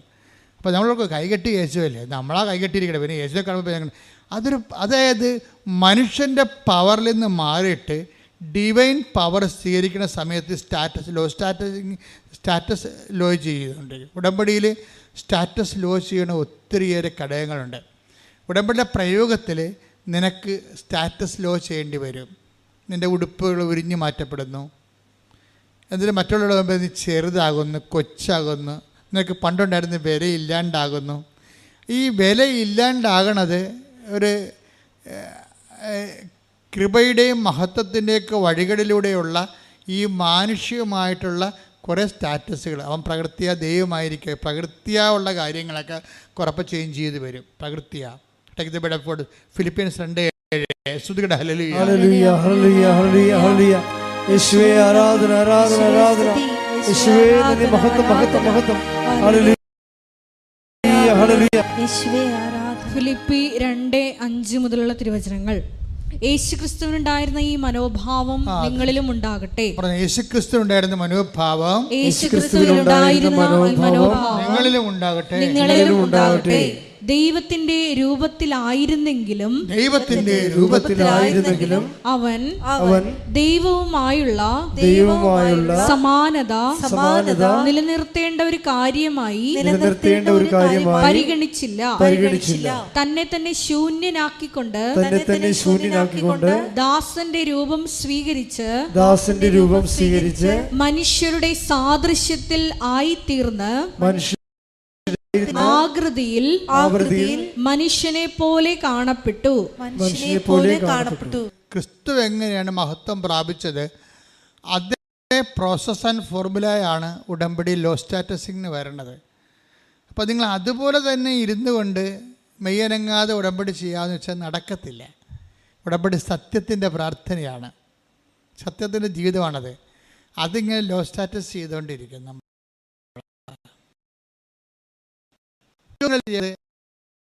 പറഞ്ഞ എന്താ അറിയാമോ? എനിക്ക് ആൾക്കാർ കാണില്ല. എനിക്ക് ക്രിസ്തുവിനെ കുറിച്ച്, ഞാൻ വേദപാഠ അധ്യാപകയാണ്. പക്ഷേ എനിക്ക് പൊതുജനങ്ങളെ കൺവിൻസ് ക്രിസ്തുവിനെക്കുറിച്ച് പറഞ്ഞ് എനിക്ക് പറയണമെന്ന് ഭയങ്കര ആഗ്രഹമാണ് ക്രിസ്തുവിനെക്കുറിച്ച്. പക്ഷെ എനിക്ക് അവരെ കൺവിൻസ് ചെയ്യാൻ പറ്റണില്ല. എന്താണ്, അവരെ ബോധ്യത്തിലെടുക്കാൻ പറ്റണില്ല. സോ ഞാൻ എന്ത് ചെയ്യും? വില്ലെന്ന് വെച്ച് കഴിഞ്ഞാൽ, വില്ലൻ വെച്ച് കഴിഞ്ഞാൽ ഒരു ആധ്യാത്മിക വില്ലനാണ്. ഒന്നിലും കോസാത്ത, ഒന്നിലും പതറാത്ത ഒരു മനുഷ്യൻ. 40 കൊല്ലം ഓട്ടോറിക്ഷ തൊഴിലാളിയാണ് പപ്പ. അവളുടെ മകനാണ്. പപ്പ ഇന്നലെ വന്നിട്ടുണ്ടായിരുന്നു. പപ്പ പറഞ്ഞ കാട്ട് കഴിഞ്ഞാൽ അതിനേക്കാൾ ഞെട്ട് നമ്മൾ. പപ്പയ്ക്ക് ഇങ്ങനെ ഒരു മകൾ ജനിക്കാൻ സാധ്യതയുള്ളൂ. പപ്പ 40 വർഷം ഓട്ടോറിക്ഷ തൊഴിലാളിയാണ്. ഇപ്പോഴും ഓട്ടോറിക്ഷ ഓടിച്ചിട്ടുണ്ടെങ്കിൽ കുഞ്ഞുങ്ങളെ പഠിപ്പിക്കണം. അവിടെ വീട്ടിൽ പപ്പ പറയണത്, ഞാൻ ഓട്ടോ ഓടിക്ക് രാവിലെ വരുമ്പോൾ ഞാൻ വഴിവെക്കൽ എപ്പോഴും ഒരു അമ്മ ഇരിക്കണ കാണും. അപ്പം ഞാൻ ഉച്ചക്ക് ചോറ് കെട്ടുമ്പോൾ ഞാൻ ഒരു ചോറ് കൂടി കെട്ടിയെടുക്കും. എന്തിനാണ്? 12 മണിയാകുമ്പോൾ 12:30 ആകുമ്പോൾ ഞാൻ അമ്മച്ചിട്ട്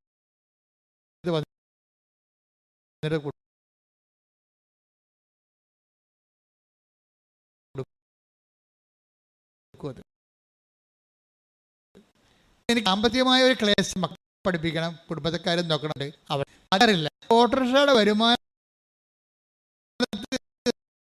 കൊണ്ട് ഒരു കൊല്ലത്തോലുമാണ്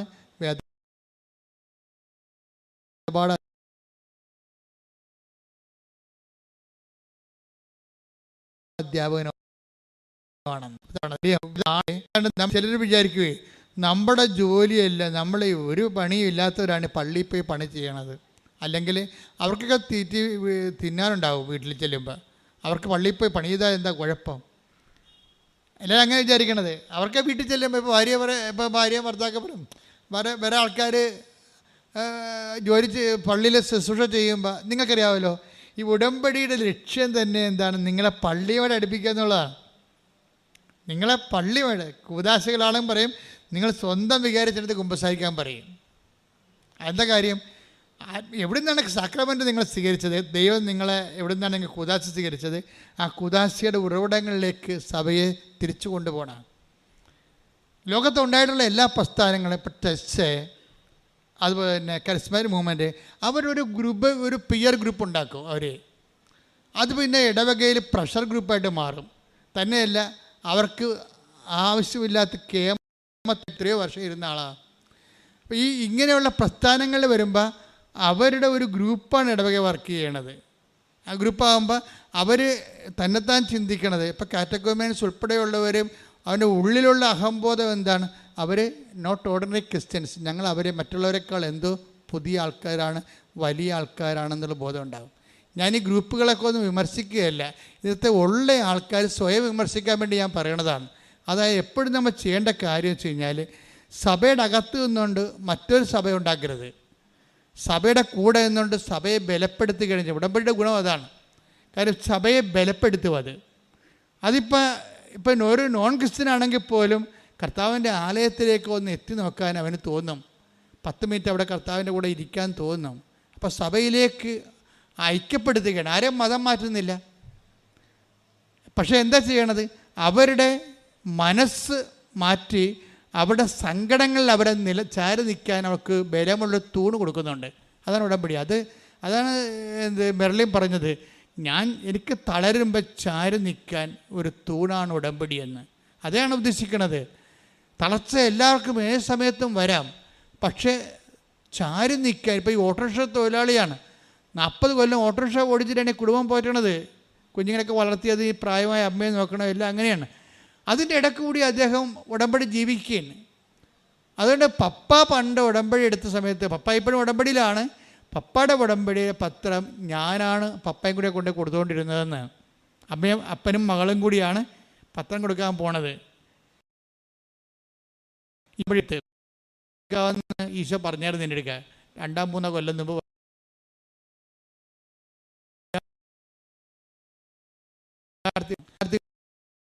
കാലമാണ്. അവർ കർത്താവിലേക്ക് വന്നാൽ മറ്റ് 10 മനുഷ്യർ വന്നേക്ക പവറായിരിക്കും. എന്താ കാര്യം?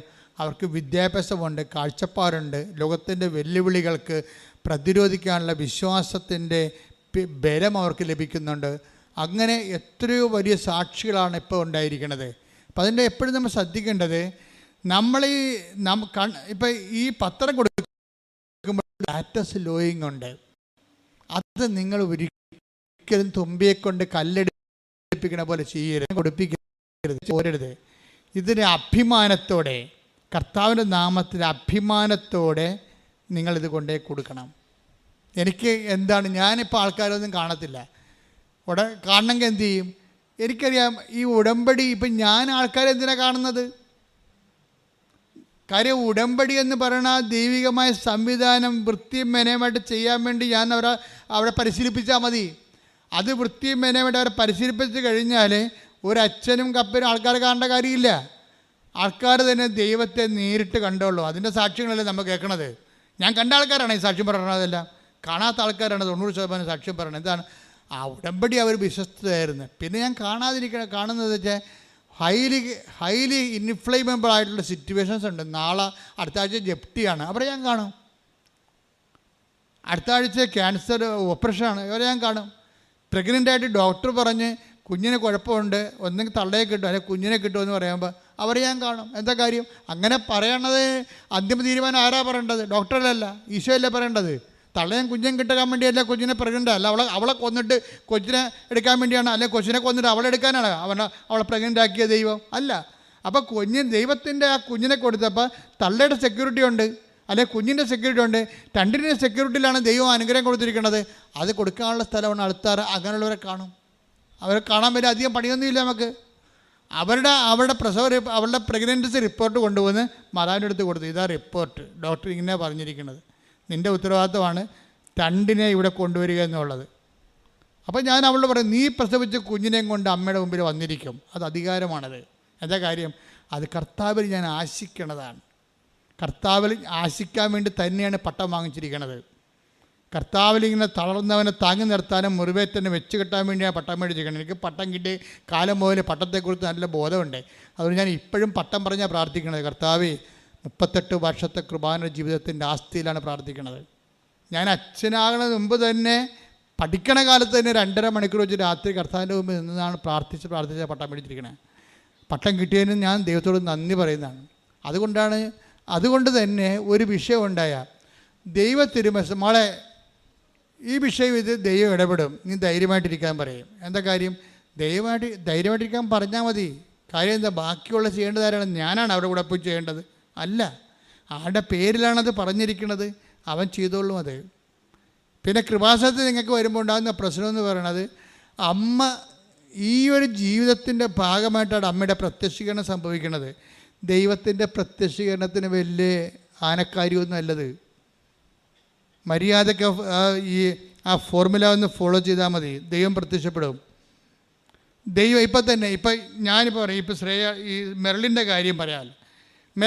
മെർലിൻ്റെ പ്രശ്നം എന്താ? മെർലിൻ്റെ ദൈവസ്നേഹം എങ്ങനെ വർക്ക് ചെയ്യണേ? മെർലിൻ പറഞ്ഞു, എനിക്ക് ഭയങ്കര സങ്കടമാണ്. ഞാൻ പറഞ്ഞു, എന്താ? ഞാൻ ശ്രദ്ധിച്ചോളാം, എന്താ സങ്കടം? ഞാൻ എപ്പോഴും ഈശോയോട് പറയും, എനിക്ക് ഈ ഗർഭചിത്രം പ്രാപിച്ച കുഞ്ഞുങ്ങളെ ഓർത്തിട്ട് എനിക്ക് എപ്പോഴും സങ്കടം വരുമെന്ന് പറയും. ഗർഭചിത്രത്തിൽ അവർ ജനിച്ചിരുന്നെങ്കിലേ അവരുടെ മാതാപിതാക്കന്മാർ ക്രൈസ്തവരായത് കാരണം അവർക്ക് ന്യായസ്ഥാനം കിട്ടുമായിരുന്നല്ല. അപ്പോൾ അവർ വിശുദ്ധിയിൽ ജീവിച്ചനല്ല, ആ കുഞ്ഞ് മരിച്ചു പോയില്ലേ, അപ്പോൾ അതിൻ്റെ പാപം മാതാപിതാക്കന്മാർക്ക് വന്നില്ലേ. അപ്പോൾ ഗർഭചിത്രം വന്നു പോയിട്ടുള്ള ഗർഭചിത്രം നടത്തിയ മാതാപിതാക്കന്മാരെ കുറിച്ച് എനിക്ക് സങ്കടമാണ്. ആ മരിച്ചുപോയ കുഞ്ഞിനെ ഓർത്ത് എനിക്ക് സങ്കടമാണ്. ഈ MSc കാര്യത്തിൽ പറയണാണേ. ഞാനത് കേട്ടപ്പോൾ കർത്താവ് പറഞ്ഞു, നോക്ക് കേക്ക്. ഞാൻ ഉടനെ അച്ചടിക്കുന്ന പേര് നോക്കി, പേരെന്താണെന്ന് നോക്കി, മെർലിൻ. കൊള്ളാം. അപ്പോൾ കല്യാണം കഴിക്കണമെമ്പം പ്രസവിക്കണമെമ്പം പഠിക്കണ കാലത്ത് എന്തൊരു ബോധ്യമാണ് ഉടമ്പടി കൊടുത്തിരിക്കുന്നത്. അവൾക്കുള്ള ആത്മഭാരം എന്താണ്? ഗർഭചിത്രം നടത്തിയിട്ടുള്ള മാതാപിതാക്കന്മാരുടെ പാപങ്ങൾ ഓർത്ത് എനിക്ക് സങ്കടമാണെന്ന്. ആ കുഞ്ഞുങ്ങൾ മരിച്ചു പോയല്ലോ ഓർത്തിട്ട്, അവർക്ക് വിശ്വാസം സ്വീകരിക്കാൻ കഴിഞ്ഞില്ലല്ലോ എന്നോർത്തിട്ട് എനിക്ക് സങ്കടമാണെന്ന്. ഇതാണ് ആത്മഭാരം എന്ന് പറയുന്നത്. ഇതാണ് ചേർന്ന് നിൽപ്പെന്ന് പറയണത്. അപ്പം അങ്ങനെയുള്ള ആത്മഭാരം പ്രാപിച്ച ആൾക്കാരെ ദൈവം അവർക്ക് അധികാരമുണ്ടാകും. ആത്മഭാരമാണ് അധികാരത്തിൻ്റെ അടിസ്ഥാനം. ഇത് ബൈബിളിലുള്ളതാണ്. ദൈവത്തിൻ്റെ പിന്നെ അവൾ പറയുവേ, എനിക്ക് അതായത് തിരുസഭയെ ഓർത്തിട്ട് എപ്പോഴും ഞാൻ പ്രാർത്ഥിക്കും. തിരുസഭയെ ഓർത്ത്. എറണാകുളം രൂപതക്കാരത്തിയാണ്. തിരുസഭയിൽ ഏറ്റവും കൂടുതൽ സങ്കടം അനുഭവിക്കുന്ന ഒരു രൂപതയാണത്. ഏറ്റവും കൂടുതൽ സംഘർഷങ്ങളിലൂടെ പോയി. കാരണം ഞാൻ എറണാകുളം രൂപതയിലാണ് വർക്ക് ചെയ്യണത്. ആലപ്പുഴ രൂപതയുടെ ഒരു പള്ളിയിൽ, എറണാകുളം രൂപതയുടെ അകത്തൊരു പള്ളിയുണ്ട്, തേക്കാട്ടുശ്ശേരി. അപ്പോൾ എനിക്കതിൻ്റെ സങ്കടങ്ങളെല്ലാം ശരിക്കറിയാം. ആ ജനങ്ങൾ എന്തുമാത്രം വേദനിക്കുന്നു, സംഘർഷത്തിലൂടെയാണ് പോയിക്കൊണ്ട്. നല്ല ഉത്തമ മാതൃകയുള്ള രൂപതയിലുള്ള അവിടെയുള്ള കുഞ്ഞിനൊക്കെ വർത്തമാനം കേട്ടില്ലേ, എനിക്ക് തിരുസഭയെ ഓർത്താണ് ഞാൻ ജീവിക്കണത് എന്നൊക്കെ പറയണത്. അപ്പം തിരുസഭയെ ഒരു പ്രാർത്ഥനയുടെ വിഷയമാക്കുകയാണ് അവരെ. തിരുസഭയെ സ്നേഹിക്കുന്നു. കാര്യം എന്താണ്? അവർ ക്രിസ്തുവിനെ സ്നേഹിക്കുന്നു. അങ്ങനെ വളർന്നു വരുന്ന സമൂഹത്തിലാണ് ഇതുപോലെയുള്ള ആധ്യാത്മിക വിവാദങ്ങളൊക്കെ ഉണ്ടാകുമ്പോൾ നമുക്ക് സങ്കടം വരും ശരിക്കും. ആ രൂപതയൊക്കെ ആ കുഞ്ഞിനെ അങ്ങനെ വളർത്തിയത് ആ രൂപതയാണെങ്കിൽ ആ രൂപതയുടെ ആധ്യാത്മിക നിലവാരം അതാണ്. അതിനകത്ത് എന്താ സംശയം? ഒരു ഓട്ടോറിക്ഷക്കാരന് ഇപ്പോഴും കാരുണ്യ പ്രവർത്തികൾ ചെയ്യുന്നതിന് 40 വർഷം വേദപാഠം പഠിപ്പിക്കാൻ വേണ്ടി അഭിമാനത്തോടെ പറയുമ്പോൾ ആ ഒരു ഓട്ടോറിക്ഷക്കാരന് ആധ്യാത്മികമായിട്ട് കർത്താവിൻ്റെ സുവിശേഷ വേല ചെയ്യാൻ വേണ്ടി ഒരുക്കിയിട്ടുണ്ടെങ്കിൽ അത് രൂപത്തിലുള്ള ആധ്യാത്മിക പൈതൃകത്തിൻ്റെ ശക്തിയാണത്. അതുകൊണ്ട് തന്നെയാണ് ഇവരെന്താ പറയണത്, രൂപത അതായത് തിരുസഭയെ, രൂപതയെന്നല്ല അവൾ പറയണത്, തിരുസഭയെ ഓർത്തുകൊണ്ട് ഞാൻ പ്രാർത്ഥിക്കുമെന്നാണ്. ഇതൊക്കെ ആരെങ്കിലും ചോദിച്ചിട്ടോ പറഞ്ഞിട്ടോ തല്ലിപ്പഴിപ്പിച്ചിട്ടോ പറയണതാണ്, സ്വന്തമായിട്ട് ആത്മാവിൽ നിന്ന് പറയണതാണ്. അപ്പോൾ എനിക്ക് അഭിമാനം തോന്നി. എന്താ കാര്യം? ഒരു ഉടമ്പടി ഒരു യുവതയെ കൊണ്ടുപോയി എത്തിക്കുന്ന സാക്ഷ്യജീവിതമല്ലേ. This is consecrated life.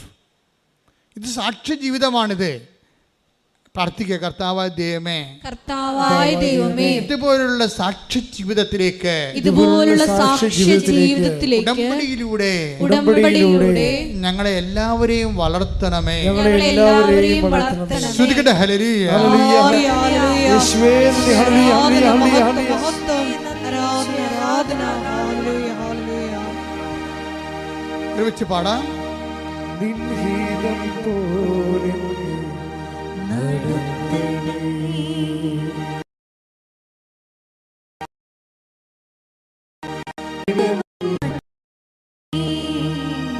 നിൻഹിതം പോലെ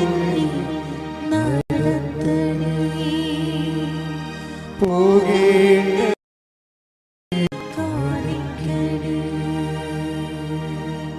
യേശുവേ നന്ദി. ഹല്ലേലൂയ, ഹല്ലേലൂയ, ഹല്ലേലൂയ. യേശുവേ ആരാധന, ആരാധന, ആരാധന. മഹത്വം, മഹത്വം. യേശുവേ ആരാധന, നന്ദി. ആരാധന. ഹല്ലേലൂയ. എന്താ അച്ഛൻ എങ്ങോട്ടാണ് പോകണമെന്ന് നിങ്ങൾക്ക് മനസ്സിലായില്ല. അതായത് ഒരു വ്യക്തി ചേർന്ന് നിൽക്കുകയാണ്. അപ്പൻ്റെ പത്രം സ്വന്തമായിട്ട് കൊണ്ടു നടന്ന് കൊടുത്തിരുന്ന അപ്പനും മകളും കൂടിയാണ് ഒരിക്കൽ സുവിശേഷ വേല ചെയ്തത്. ഇപ്പോഴെന്ത് ചെയ്ത് അപ്പൻ്റെ സുവിശേഷ വേല ചെയ്യുന്നു, മകൾ ഉടമ്പടി എടുത്തിട്ട് അവളുടെ സുവിശേഷ വേല ചെയ്യുന്നു. മെർലിൻ പറയണത്, എനിക്ക് ആൾക്കാരെ വലിയ തോതിൽ കൺവിൻസ് ചെയ്യാൻ അറിയത്തില്ല, എനിക്ക് അത്രയും ഉള്ളൊരു വാഗ്പാഠവുമില്ല. അതുകൊണ്ട് ഞാൻ പത്രം കൊടുത്തിട്ട് നിങ്ങൾ പറയും ഈ പത്രം വായിക്കണം, മാതാവിൻ്റെ അടുത്ത് നിങ്ങളും പോകണം, അവിടെ ഒന്ന് പോയാൽ മതി, ബാക്കി അമ്മ ചെയ്തോളും, ഈ പത്രം വായിക്കും മനസ്സിലാകും. അതാണ് പത്രപ്രേക്ഷിതത്വം എന്ന് പറയണത്. ഈ പത്രപ്രേക്ഷിതത്വം ചെയ്യണത് എന്തുകൊണ്ടാണ്? ഔട്ട് ഓഫ് ലവ് ആണ്. അതാണ് പ്രശ്നം. അല്ല അച്ഛൻ പറഞ്ഞ് കൃപാസനത്തിൽ നിന്നപ്പോൾ അച്ഛൻ പറഞ്ഞ് ഉടമ്പടി എടുത്ത ആളല്ലേ പത്രം കൊടുക്കണമെന്ന് പറയും. അതല്ല, ഇവരത് ചെയ്യണത് അങ്ങനെയല്ല. ഈ പത്രം വായിക്കുന്നതിലൂടെ അവരെൻ്റെ കർത്താവിനെ അറിയും, അവർ കർത്താവിലേക്ക് തിരിയും, കർത്താവിലേക്ക്. അപ്പം ദൈവസ്നേഹം കൊണ്ടാണ് പത്രം കൊടുക്കുന്നത്. പത്രപ്രേക്ഷ പ്രവർത്തനം എന്ന് പറഞ്ഞാൽ ദൈവസ്നേഹത്തിൻ്റെ പ്രവർത്തനമാണ്. അപ്പം ദൈവസ്നേഹം ഉള്ളവർക്ക് ഉടമ്പടി ആ സ്നേഹം ഉത്തരവാദിത്വത്തോടെ പ്രവർത്തിക്കാനുള്ള ഒരു പ്രത്യേക കാലാവസ്ഥകളും തരും. ചെയ്യണത് നിയതമായ രീതിയിൽ ചെയ്യണം, അതുപോലെ തന്നെ സമയബന്ധിതമായി ചെയ്യണം. അപ്പോൾ ഉത്തരവാദിത്തമായി എപ്പോഴെങ്കിലും ചെയ്താൽ ആർക്കാണ് വേണ്ടി വെക്കാതിരിക്കണമല്ല, ഉത്തരവാദിത്തോടെ ചെയ്യണം. ഉത്തരവാദിത്തോടെ ദൈവസ്നേഹമാണ് ഉടമ്പടി പ്രൊമോട്ട് ചെയ്യണത്. റെസ്പോൺസിബിൾ പാരൻറ് പോലെ റെസ്പോൺസിബിൾ സ്പിരിച്വൽ ലൈഫ്. ഇപ്പോൾ റെസ്പോൺസിബിൾ സ്പിരിച്വൽ ലൈഫിലേക്ക് നിങ്ങൾ വരുമ്പോൾ എന്നാ പറ്റണത്? ദൈവവും റെസ്പോൺസിബിളാകും. ഒരു ദിവസം മെറിലിൻ്റെ അമ്മ, അപ്പനും അമ്മയും കുടുംബം മൊത്തം ഉടമ്പടിയിലാണല്ലോ. അപ്പം മെറിലിൻ്റെ അമ്മ ചുമ്മാ വീട്ടിലിരുന്ന് പറയണേ, ഊണൊക്കെ കഴിഞ്ഞപ്പോൾ അപ്പനും അമ്മയും മക്കളും ഭാര്യയും ഭർത്താവും എല്ലാം കൂടി ഇരിക്കുകയും പറയുമ്പോൾ, ഇന്ന് ഞാൻ സിൽവർ ഗ്രേയിൽ അമ്മനെ കണ്ടു കേട്ടോ എന്ന് പറയും. ഇന്ന് ഞാൻ സിൽവർ ഗ്രേയിൽ അമ്മനെ കണ്ടു കേട്ടോ എന്ന് പറയും. അപ്പോൾ മെറിലിനത് കേട്ട് ഞാൻ പറഞ്ഞ് ഓക്കെ, ഇപ്പോൾ ഈഗർനെസ്സായി. അവളുടെ അമ്മ സിൽവർ ഗ്രേയിൽ മാതാവിനെ കണ്ടെന്ന് പറയുകയാണ്. അപ്പോൾ മെറിലിന് ഈഗർനെസ്സായി. മെറിലിന് ചോദിച്ച്, അമ്മ എപ്പോഴാണ് കൃപാസനം മാതാവിനെ കണ്ടത്? അപ്പോൾ ഉടനെ അമ്മ പറയും, ഞാൻ പള്ളിയിൽ അച്ഛൻ കുർബാന അർപ്പിക്കുന്നതിന് മുമ്പ് 10 മിനിറ്റ് ഇല്ലായിരുന്നു, അപ്പം ഞാൻ പ്രാർത്ഥിച്ചുകൊണ്ടിരുന്ന സമയത്ത് അമ്മ സിൽവർ ഗ്രേയിൽ എൻ്റെ മുമ്പിൽ കൂടി പാസ് ചെയ്തെന്ന് പറയും. ഇവളുടനെ കരയണ പോലെയാകും. കാര്യം അവൾ പറയും, ഞാനും ആ സമയത്ത് അമ്മയെ കണ്ടെന്ന് പറയും.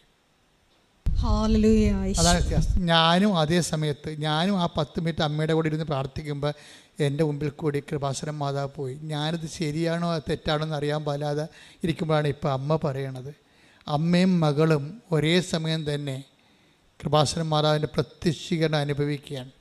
ജോസഫ് അച്ഛൻ കണ്ട സിൽവർ ഗ്രേയിലെ കൃപാസനം മാതാവിനെ ഇന്ന് ജനലക്ഷങ്ങൾ കണ്ടുകൊണ്ടിരിക്കുകയാണ്. അതാണ് കൃപാസന പ്രത്യക്ഷീകരണത്തിൻ്റെ പ്രത്യേകത. ഒരു പ്രത്യക്ഷീകരണം, ഇപ്പോൾ മജ്ജിക്കുറയിലൊരു പ്രത്യക്ഷീകരണമുണ്ട്, അത് റെക്കർ ചെയ്യുന്നുണ്ട് ആ സ്പോട്ടിൽ. പക്ഷേ ഇത് ലോകം മുഴുവനുമാണ് റെക്കർ ചെയ്യണത്. ആരെല്ലാം ഉടമ്പടി ജീവിതത്തിലേക്ക് വന്നോ, ആ ഉടമ്പടി സത്യസന്ധമായിട്ട് അനുഷ്ഠിക്കുന്നുണ്ടോ, അതിൽ ഉടനെ പ്രസൻസ് ഫീൽ ചെയ്യും. നിങ്ങൾക്ക് അമ്മയെ കാണാൻ പറ്റും. എൻ്റെ അർത്ഥം എന്താണ്? വല്ലപ്പോഴും കൂടി അമ്മ സ്വപ്നത്തിലും ദർശനത്തിലും ചിലപ്പോൾ നേരെയും ഒക്കെ പാസ് ചെയ്യുന്നതിൻ്റെ കാരണം എന്താണ്? എൻ്റെ മകളെ, എൻ്റെ മകനെ എന്ത് സംഭവിച്ചോട്ടെ, ധൈര്യമായിരിക്കും, ഞാനിവിടെ നിൻ്റെ പരിസരത്ത് തന്നെ ഉണ്ട്, നീ മുന്നോട്ട് പോകാൻ പറയണതാ. നമുക്ക് ധൈര്യം തരണോണ്ടാണ് ഈ ഇതിനകത്ത് വരുന്നൊരു പ്രശ്നമാണ്. ഉടമ്പടി പോലെ ഇതുപോലെ ദൈവത്തിൻ്റെ പ്രത്യക്ഷീകരണം ജനകീയമായിട്ടുള്ള വേറെ ഒരു പദ്ധതിയില്ല. കാര്യം എല്ലാവരും പറയുന്നുണ്ട്, ക്രിസ്ത്യൻസും നോൺ ക്രിസ്ത്യൻസും എല്ലാവരും പറയുന്നുണ്ടതല്ല. അമ്മയെ കണ്ട കാര്യം അവൾ പറയും, വ്യത്യസ്തമായ രീതിയിൽ അവർ കാണുന്നതിന് കുഴപ്പമില്ല. എന്ന് വെച്ചാൽ അതിന് ഉടമ്പടി ഫോർമുല അതിൽ 2 കാര്യങ്ങളുണ്ട്. അത് കറക്റ്റാണെങ്കിൽ പ്രസൻസ് ഓട്ടോമാറ്റിക്കായിട്ട് ഉണ്ടാവും. എന്താ കാര്യം അതെന്ന് പറയുന്നത്? ലൂക്കാ സുവിശേഷം 7:5. ലൂക്ക 7:5.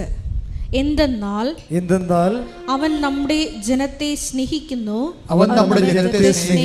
നമുക്ക് ഒരു സിനഗോഗ് പണിയിച്ചു തരികയും ചെയ്തിട്ടുണ്ട്. യേശു അവരോടൊപ്പം പുറപ്പെട്ടു. പെട്ടില്ല. അതിനകത്തെ വചനം ഏതാണ്? യേശു പറഞ്ഞേ, അവരോടൊപ്പം പുറപ്പെട്ടു. അതാണ് പ്രസൻസ് എന്ന് പറയണത്. ദൈവം പുറപ്പെട്ടു വന്ന് നമ്മുടെ കൂടെ നിൽക്കുന്നതിന് എന്ത് ചെയ്യണം? 2 കാര്യങ്ങൾ ചെയ്താൽ മതി.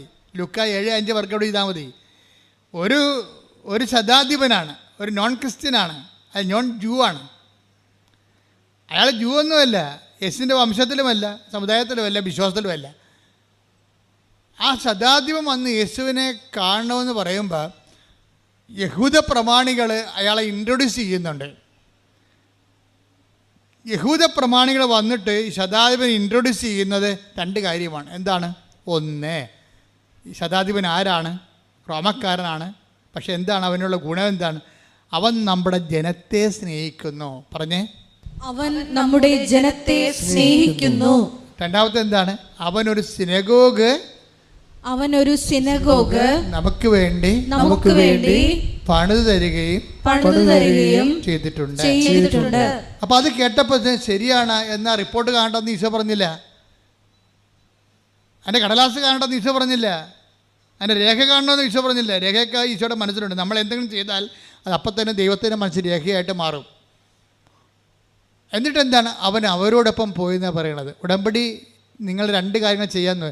ദൈവം നിങ്ങളുടെ കൂടെ വരാനുള്ള പ്രസൻസിൻ്റെ കാരണം ഒന്ന്, അവൻ നമ്മുടെ ജനത്തെ സ്നേഹിക്കുന്നു. അതാണ്, അത് ഉറപ്പ് വരുത്തണം. നിങ്ങളുടെ കുടുംബത്തിലുള്ള ആൾക്കാർ സ്നേഹിക്കുന്ന കാര്യമല്ല പറയണത്. ദൈവത്തിൻ്റെ ജനത്തെ സ്നേഹിക്കണം. അതാരായാലും. അപ്പോൾ ആ ഓട്ടോറിക്ഷക്കാരൻ പറഞ്ഞത് എന്താണ് പറഞ്ഞത്? ഞാൻ ചോറ് കെട്ടി ഉച്ചയ്ക്ക് ചോറെടുക്കുമ്പോൾ ഒരമ്മ വഴിവെക്കിരിക്കുന്നുണ്ട്, ഞാൻ ഒരു ചോറ് അവർക്ക് കെട്ടിക്കൊണ്ട് പോകും. അതാണ് ജനത്തെ സ്നേഹിക്കണമെന്ന് പറയണത്. അല്ലാതെ നിങ്ങൾ വീട്ടിൽ ഇരുന്നുകൊണ്ട് പ്രത്യക്ഷീകരണ പ്രാർത്ഥന ചെയ്താൽ ഉടമ്പടി ക്രാക്കാകത്തില്ല. ഇത് ജനകീയമായിട്ടുള്ള സംഭവമാണ്. ജനത്തെ സ്നേഹിക്കണം. ഇപ്പോൾ മെറിലെന്താ പറയണത്? എനിക്ക് ഭയങ്കര സങ്കടമാണ്, ഞാൻ തിരുസഭയെ സ്നേഹിക്കുന്നു. അതാണ് തിരുസഭയെ സ്നേഹിക്കണം എന്നാണ് പറയണത്. ഈ തിരുസഭയെ സ്നേഹിക്കുന്നു. പിന്നെ എന്താണ് അവൾ പറയണത്? അതായത് എനിക്ക് ഈ ഗർഭചിത്രമൊക്കെ സംഭവിക്കുമ്പോൾ ആ മാതാപിതാക്കന്മാരെ ഓർത്തിടും എനിക്ക് സങ്കടം വരും. അവർ പാപത്തിലായല്ലോ എന്ന്. പിന്നെ സങ്കടം വരും. ആ കുഞ്ഞുങ്ങൾ മരിച്ചു പോയല്ലോ, അവർക്ക് വിശ്വാസം സ്വീകരിക്കാൻ കഴിഞ്ഞില്ലല്ലോ, സങ്കടം വരും. അതാണ് ജനത്തെ സ്നേഹിക്കണം എന്ന് പറയണത്. ഈ ജനത്തെ സ്നേഹിച്ച് കഴിഞ്ഞാൽ പിന്നെന്താണ്?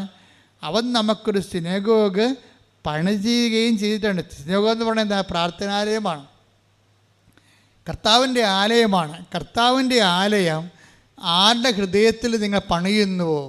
ഇപ്പം നിങ്ങൾ ക്രിസ്തുവിനെക്കുറിച്ച് പറയുന്നു, പത്രം കൊടുത്തിട്ട് സംസാരിക്കുന്നു, മാതാവിനെക്കുറിച്ച് പറയുന്നു, വണ്ടിയിലിരുന്ന് വിമാനത്തിലിരുന്ന് പറയുന്നു, ട്രെയിനിലിരുന്ന് പറയുന്നു, ബസ്സിലിരുന്ന് പറയുന്നു, പള്ളിയിൽ പോകുമ്പോൾ പറയുന്നു. അപ്പോഴെല്ലാം നിങ്ങൾ സിനഗോഗ് പണിയുകയാണ് ചെയ്യണത്. ഒരു പ്രാർത്ഥനാലയം ഒരു മനുഷ്യൻ്റെ ഹൃദയത്തിൽ പണിയുകയാണ് ചെയ്യണത്. മനസ്സിലായില്ലേ? അത് നിങ്ങൾ ഓർക്കണം. നിങ്ങളൊരു വ്യക്തിയോട് ear to ear mouth mouth evangelisation നടത്തുമ്പോൾ actually what you are doing, നിങ്ങൾ എന്താ ചെയ്യണത്? നിങ്ങൾ അവിടെ ഹൃദയത്തിൽ ഒരു പ്രാർത്ഥനാലയം പണിയുകയാണ്. ആ ഹൃദയത്തിൽ പ്രാർത്ഥനാലയം പണിയുകയും ജനത്തെ സ്നേഹിക്കുകയും ചെയ്യുമ്പോൾ എന്താ സംഭവിക്കണത്? നെറ്റ് ഇഫക്റ്റ് എന്താണ്? യേശു അവരോടൊപ്പം പുറപ്പെട്ടു. പ്രസൻസാണ് പിന്നെ വരണത്, പ്രസൻസാണ്. അപ്പോൾ ദൈവത്തിൻ്റെ സാന്നിധ്യം എന്ന് പറയണത് ഒരു കിട്ടാക്കനിയല്ല, ഒരു ബാലികയില മലയുമല്ലത്. അതെന്താ സംഭവം? അത് നീ ഉടമ്പടിയിലൂടെ ഉത്തരവാദിത്വമുള്ള ദൈവസ്നേഹം വ്യക്തികളെ, സഭയെ സ്നേഹിക്കാൻ തുടങ്ങിയാൽ, സമൂഹത്തെ സ്നേഹിക്കാൻ തുടങ്ങിയാൽ, യേശുവിൻ്റെ പേരിലായിരിക്കണം സ്നേഹിക്കാൻ തുടങ്ങിക്കഴിഞ്ഞാൽ അതേസമയം തന്നെ നമ്മൾക്ക് ദൈവത്തിൻ്റെ പ്രസൻസിൽ നമ്മൾ ജീവിക്കും. പ്രസൻസിൽ വന്നു കഴിഞ്ഞാൽ പിന്നെ എന്തായിരിക്കും? നിങ്ങളായിരിക്കില്ല, നിങ്ങൾ വസിക്കുന്ന പരിശുദ്ധാത്മാവായിരിക്കും നിങ്ങൾ വഴി സംസാരിക്കുന്നത്. 12:12 എടുത്ത് ശ്രുതികട. ഹല്ലേലൂയ. ലൂക്ക 12:12. ഹല്ലേലൂയ ഹല്ലേലൂയ ഹല്ലേലൂയ ഹല്ലേലൂയ. യേശുവേ നന്ദി. ഹല്ലേലൂയ ഹല്ലേലൂയ ഹല്ലേലൂയ ഹല്ലേലൂയ. ലൂക്ക 12:12. എന്താണ് പറയേണ്ടതെന്ന് പറഞ്ഞ എന്താണ് പറയേണ്ടതെന്ന് എന്താണ് പറയേണ്ടതെന്ന് ആ സമയത്ത് പരിശുദ്ധാത്മാവ് നിങ്ങളെ പഠിപ്പിക്കും. അതായത് പ്രശ്നം വെച്ച് കഴിഞ്ഞാൽ നമ്മുടെ ഉള്ളിൽ ദൈവത്തിൻ്റെ പ്രസൻസ് വന്നു കഴിഞ്ഞാൽ പിന്നെ എഴുതേണ്ടത് എന്താണ്, പറയേണ്ടത് എന്താണ്, ചെയ്യേണ്ടത് എന്താണ്, എങ്ങോട്ടാണ് യാത്ര ചെയ്യേണ്ടത്, എല്ലാം ഗിവണാണ്. അതാണ് നിങ്ങൾ നടക്കേണ്ട വഴി. നിങ്ങളുടെ മുഖത്ത് നോക്കി. Take the word of God. 32:8 സങ്കീർത്തനം. ശ്രുതികട. ഹല്ലേലൂയ ഹല്ലേലൂയ ഹല്ലേലൂയ. യേശുവേ നന്ദി. ഹല്ലേലൂയ ഹല്ലേലൂയ ഹല്ലേലൂയ ഹല്ലേലൂയ. സങ്കീർത്തനങ്ങൾ 32:8. ഞാൻ നിന്നെ ഉപദേശിക്കാം, ഞാൻ നിന്നെ ഉപദേശിക്കാം, ഞാൻ നിന്നെ ഉപദേശിക്കാം. നീ നടക്കേണ്ട വഴി കാണിച്ചു തരാം, ഞാൻ നടക്കേണ്ട വഴി കാണിച്ചു തരാം. ഞാൻ നിന്റെ മേൽ ദൃഷ്ടി ഉറപ്പിച്ച് നിന്നെ ഉപദേശിക്കാം. അപ്പോഴേ ദൈവമായിട്ട് നമ്മൾ സിങ്കായി കഴിഞ്ഞാലേ പിന്നെ എന്ത് പറ്റും? പ്രസൻസ് ഫീൽ ചെയ്യും. പിന്നെ നമ്മൾ പോകുന്ന സ്ഥലത്തെല്ലാം ദൈവം ഉണ്ടാവും. സങ്കീർത്തനം 32:8 വർക്ക് ചെയ്യും. നിൻ്റെ മുഖത്ത് നോക്കിയാൽ നിന്നെ ഉപദേശിക്കും, നടക്കേണ്ട വഴിയാണെന്നും പറഞ്ഞു തരുമെന്ന്. അപ്പോൾ ഈ MSCക്ക് തോക്കുമെന്നൊക്കെ മനസ്സിലായി. അവളത് പഠനം അത്രയ്ക്ക് ശരിയാണില്ല. അപ്പോൾ പപ്പയുടെ ഉടമ്പടിയിലാണ് ഇപ്പോൾ അവളെ ജീവിക്കണത്, മെറലിൻ ജീവിക്കണത്. പപ്പയുടെ ഉടമ്പടിയാണ് ജീവിക്കണത്. അപ്പോൾ അമ്മ പറഞ്ഞു, എടി ഇപ്പോൾ വിദ്യാർത്ഥികൾക്ക് അവിടെ ഉടമ്പടി എടുക്കാമെന്ന് അച്ഛൻ പറഞ്ഞായിരുന്നില്ല, നിനക്ക് പോയി നിൻ്റെ ഉടമ്പടി എടുക്കാൻ പാടില്ലേ? അപ്പം നോക്കിയാൽ അവൾ നോക്കിയപ്പോൾ ശരിയാണ്, ഈ ഉടമ്പടി MSc ക്രാക്ക് ചെയ്യാൻ പറ്റണില്ല. അപ്പോൾ എന്നാലും ഇനി ഞാൻ ഉടമ്പടി എടുത്തിട്ട് എംപവർ ചെയ്യാമെന്ന് പറഞ്ഞ് അവൾ ഇവിടെ വരും. ഇവിടെ വരുമ്പോൾ അവൾ MSc അവളെ പറഞ്ഞ് എനിക്കൊരു മിനിമം എനിക്ക് മാർക്ക് കിട്ടി ജയിച്ചാൽ മതി എന്ന് പറയും. അപ്പോൾ അവൾ നിയോഗം എഴുതിക്കൊണ്ടിരിക്കുകയാണ് ഇവിടെ. അപ്പോൾ അവളുടെ ചരിത്രം പ്രീഹിസ്റ്ററി അമ്മയ്ക്ക് അറിയാമല്ലോ. നിയോഗം എഴുതിക്കൊണ്ടിരിക്കണം, MSCക്ക് ജയിക്കണം, അതാണ് നിയോഗം. ഉടനെ അമ്മ അവൾ നടക്കേണ്ട വഴി അവളുടെ മുഖത്ത് നോക്കി പറയണം, എടി അവിടെ 3ാം റാങ്ക് എഴുതാൻ പറയും. നിങ്ങൾ സാക്ഷ്യം നമ്മൾ ഞെട്ടിപ്പോയി സംഭവം. നിയോഗം എഴുതിക്കൊണ്ടിരിക്കാൻ പറയാം, നീ 3ാം റാങ്ക് നീ ജയിക്കണമെന്നല്ല, നീ 3ാം റാങ്ക് എഴുതാൻ പറയും. അവൾ ഉടനെ ഇവിടെ എഴുതി വെച്ച് 3ാം റാങ്ക് എഴുതി വെക്കും. സ്വപ്നം പോലും കാണാമ്പോൾ സാധനം. റിസൾട്ട് വന്നപ്പോൾ MSCക്ക് 3ാം റാങ്ക് പോരെ. അവിടെ റിസൾട്ട് വന്നപ്പോൾ MSCക്ക് 3ാം റാങ്ക്. നീ നടക്കേണ്ട വഴി നിൻ്റെ മുഖത്ത് നോക്കി ഞാൻ നിന്നെ ഉപദേശിക്കും. പ്രസൻസാണ്. എന്താ കാര്യം? അവർ ദൈവത്തെ സ്നേഹിക്കുന്നു, അവർ സ്നേഹമൊക്കെ പണിയുന്നു. അവിടെ ജോലി ദൈവത്തിൻ്റെ ജോലിയാണ്. ദൈവത്തിൻ്റെ ജോലി ചെയ്യുമ്പോൾ നമ്മളുടെ ജോലി ആര് ചെയ്യും?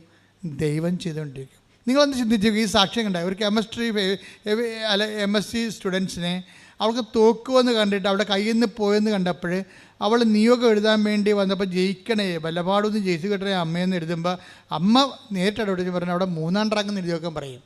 ഉടനെ ഇവിടെ 3ാം റാങ്ക് എഴുതി വെക്കും. അത് വെറുതെ എഴുതണം, ആകാശത്ത് എഴുതണതാണ്. പക്ഷേ പിന്നെ പേപ്പർ നോക്കണതും ക്വസ്റ്റ്യൻ ഇടണതൊക്കെ എല്ലാം വേറെ ഡിപ്പാർട്ട്മെൻറ്റൊക്കെ ചേഞ്ച് ചെയ്ത് എന്നിട്ട് എന്താ ചെയ്യണത്?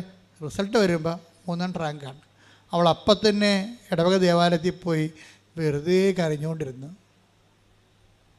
ദൈവം എന്ന് പറയണത് ഇതുപോലെയാണ് അവസ്ഥയാണ്. നിങ്ങളിപ്പോഴും വരണ ഒരു ടേസ്റ്റിംഗ് പീരീഡിലാണ് കിടക്കണത്. നിങ്ങൾ പലരും ടേസ്റ്റ് ചെയ്ത്, ഇപ്പം നമ്മൾ അലുവയൊക്കെ വാങ്ങിക്കാൻ നേരത്ത് അലുവക്കാരൻ ഒരു വെട്ടിയിട്ടൊരു കഷ്ണം തരത്തില്ല, തിന്ന് നോക്കാൻ പറയല്ലേ. അവരെ കൊണ്ട് നമ്മളവിടെ നിന്നിട്ട് തീറ്റിക്കും. ചില പാർട്ടിക്ക് ഒരു സ്വഭാവമുണ്ട്, ഈ അലുവ എല്ലാ കടയിലും പോകും, ടേസ്റ്റ് എടുക്കും, അവൻ നിന്നിട്ട് വയറും നിറച്ച് വീട്ടിൽ പോകും. അങ്ങനെയുള്ള ടേസ്റ്റ് തൊഴിലാളിയുണ്ട്. വെച്ച് കഴിഞ്ഞാൽ എല്ലാ അലുവ കടയിലും ചെല്ലുമ്പോൾ, ബേക്കറി കടയിൽ ചെല്ലുമ്പോൾ, പെരുന്നാൾ കടല ഉത്സവത്തിൽ ചെല്ലുമ്പോൾ അവരെന്ത് ചെയ്യും? ആ ഉടമ്പടി അലുവ പല കളറിലിരിക്കുകയാണ്. അപ്പോൾ ഉടനെ ഒരാളെ ചെറിയ വെട്ടി കൊടുത്ത് കഴിച്ചോ, ഇതാണ് അടിപൊളിയാണ്, കോഴിക്കോടനാണെന്നൊക്കെ പറയും. ഉടനെ ഇവൻ അവിടെ നിന്ന് കഴിക്കും. ഇപ്പോൾ വരാതെ ഞാൻ പോയിട്ട് അടുത്ത അലുവ കടയിൽ പോകും. ഇവിടുന്ന് കൃപാസനത്തിൽ പോയിട്ട് കലൂർ അന്തോണിസിൻ്റെ അടുത്ത് പോയിട്ട് ടേസ്റ്റ് എടുക്കും. അവിടുന്ന് പോയിട്ട് വേറെ അവിടെ ധ്യാനകേന്ദ്രത്തിൽ പോകും. ഇങ്ങനെ ടേസ്റ്റ് തൊഴിലാളിയുണ്ട്. ടേസ്റ്റ് തൊഴിലാളി ഒരു കാലത്തും രക്ഷപ്പെടത്തില്ല. ഉടമ്പടി ടേസ്റ്റ് ചെയ്യാനുള്ളതല്ല, ഉടമ്പടി ജീവിക്കാനുള്ളതാണ്. മര്യാദക്ക് അത് കാശ് മുടക്കിയ സംഭവം വാങ്ങിക്കണം, അല്ലാതെ കണ്ടവൻ്റെ വാശാരത്തിൽ നിന്ന് ടേസ്റ്റ് അടിച്ച് വയറ് നടക്കാൻ നോക്കരുത്. കാര്യം പറഞ്ഞപ്പോൾ എല്ലാം മനസ്സിലായില്ല നിങ്ങൾക്ക്.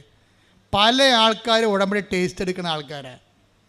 എന്നിട്ട് അവർ ഇങ്ങനെ തൊത്തിയും മുടന്തിയും മുക്കിയും മുളിയൊക്കെ ഈ 90 ദിവസം എങ്ങനെയെങ്കിലും ഒന്ന് അവസാനിപ്പിച്ചെടുക്കും.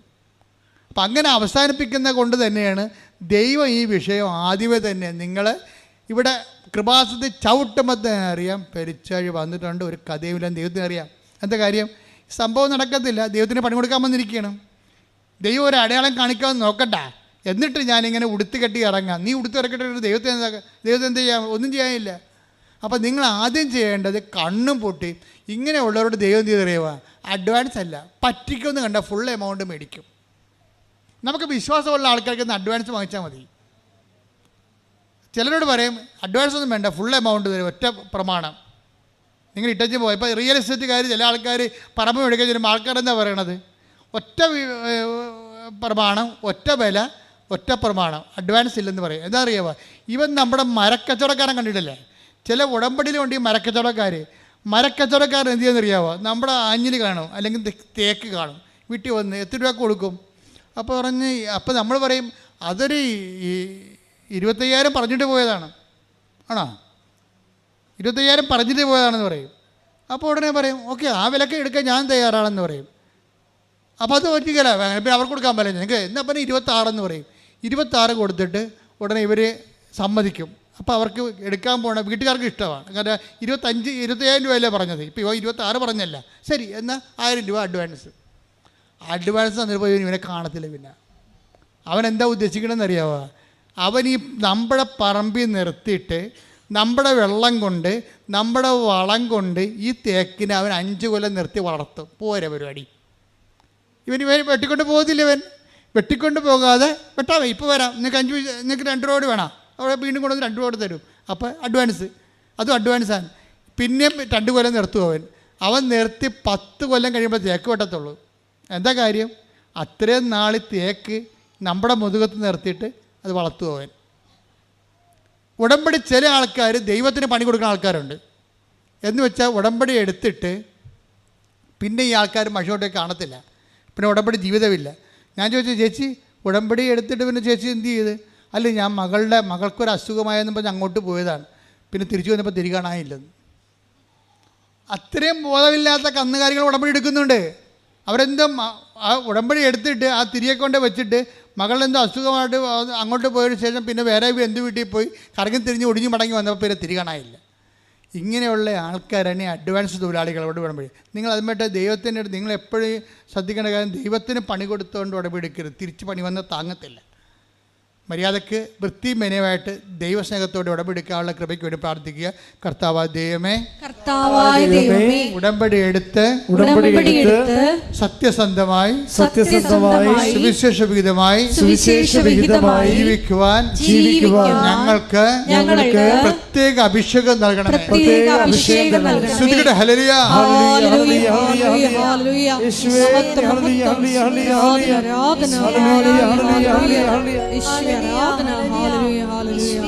ഉടമ്പടി പ്രാർത്ഥനയിൽ ഉടനടി പരിഹാരമേകും. ഉടമ്പടി പ്രാർത്ഥനയിൽ അമ്മ ഉടനടി പരിഹാരമേകും. അവൻ പറയുന്നത് ചെയ്തിടും.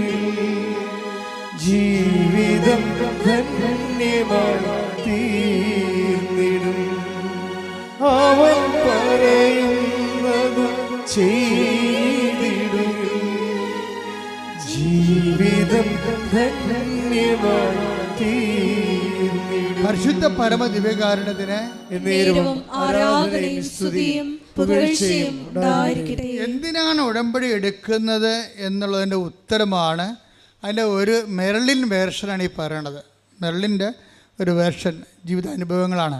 ഏറ്റവും അവസാനം അവൾ പറഞ്ഞത്, എന്തിനാണ് ഉടമ്പടി എടുക്കണമെന്ന് എന്നോട് ചോദിച്ചാൽ, 3 പ്രാവശ്യം അവൾ പറയുന്നുണ്ട്, എന്തിനാണ് ഉടമ്പടി എടുക്കണമെന്ന് എന്നോട് ചോദിച്ചാൽ എന്ന് പറഞ്ഞുകൊണ്ട് അവൾ ഓരോ ഉത്തരം പറയും. അപ്പോൾ അവൾ അവസാനം പറഞ്ഞ ഉത്തരം, ഞാൻ പറയും ബലം പ്രാപിക്കാനാണ് ഉടമ്പടി എടുക്കണമെന്ന്, ബലം വെക്കാനാണ് ഉടമ്പടി എടുക്കണമെന്ന്. അത് കറക്റ്റാണ്, ആ ഉത്തരം കറക്റ്റാണ്. എന്നിട്ട് അവൾ പറയും, എന്തിനാണ് ഉടമ്പടി എടുക്കണത്? അത് നിനക്ക് എൻ്റെ കൃപ മതി എന്ന് ഈശോ പറഞ്ഞിട്ടുണ്ട്. കൃപയ്ക്ക് വേണ്ടി ഉടമ്പടി എടുക്കണമെന്ന്. അപ്പോൾ എനിക്ക് മനസ്സിലായി, ഈ ഉടമ്പടി ധ്യാനമെല്ലാം അവൾ കൂടുന്നുണ്ട്. ശരിക്കും ഉടമ്പടി ധ്യാനം ഒരു വലിയ സാക്ഷരതയാണല്ലോ ശരിക്കും. അപ്പോൾ അതുകൊണ്ട് എന്തിനാണ് ഉടമ്പടി എടുക്കുന്നത്? ബലം പ്രാപിക്കാൻ. എങ്ങനെയാണ് ബലം പ്രാപിക്കണത്? ബലം പ്രാപിക്കുന്നതിനുള്ള ഒരു ഫോർമുല എന്താണ്? ബലഹീനതയിലാണ് ദൈവത്തിൻ്റെ ശക്തി. ഇപ്പോൾ 2 കൊരിന്ത്യസില്ലേ 12:9, take the word of God. 2 കൊരിന്ത്യസ് 12:9. എന്നാൽ അവിടുന്ന് എന്നോട് അരുളി ചെയ്തു. എന്നാൽ അവിടുന്ന് എന്നോട് അരുളി ചെയ്തു. നിനക്ക് എൻ്റെ കൃപ മതി. നിനക്ക് എൻ്റെ കൃപ മതി. എന്തെന്നാൽ ബലഹീനതയിലാണ് എൻ്റെ ശക്തി പൂർണ്ണമായി പ്രകടമാകുന്നത്. അപ്പൊ ഈ ശക്തി എന്ന് പറയുന്നത് ബലം, അതാണ് സംഭവം. അപ്പം അത് ബലം എന്താണ്? കൃപയാണ് ബലം. ബൈബിളിൽ ബലമെന്ന് പറയണത് ഹോർലിക്സും ബൂസ്റ്റും അല്ല, അത് ഭൗതികമായിട്ടുള്ള ബലങ്ങളാണ്. ആത്മീയ ബലമാണ് കൃപയെന്ന് പറയണത്. ദൈവത്തിൻ്റെ വരപ്രസാദത്തിനാണ് കൃപയെന്ന് പറയണത്. അപ്പോൾ നമ്മളെപ്പോഴും നോക്കുന്നത് ദൈവത്തെ എങ്ങനെ പ്രസാദിപ്പിക്കാൻ കഴിയും. ദൈവവരപ്രസാദം നേടിയെടുക്കാനുള്ള ഒത്തിരിയേറെ സൊല്യൂഷൻസും ഫോർമുലയുമാണ് ഉടമ്പടിയിലുള്ളത്. ദൈവത്തിൻ്റെ വരപ്രസാദമാണ്. ഇതാ ഞാൻ തിരഞ്ഞെടുത്ത എൻ്റെ ദാസൻ. 12:18 മത്തായിയുടെ സുവിശേഷം. മത്തായി 12:18. ഇതാ ഞാൻ തിരഞ്ഞെടുത്ത എൻ്റെ ദാസൻ. പറഞ്ഞ ഇതാ ഞാൻ തിരഞ്ഞെടുത്ത എൻ്റെ ദാസൻ.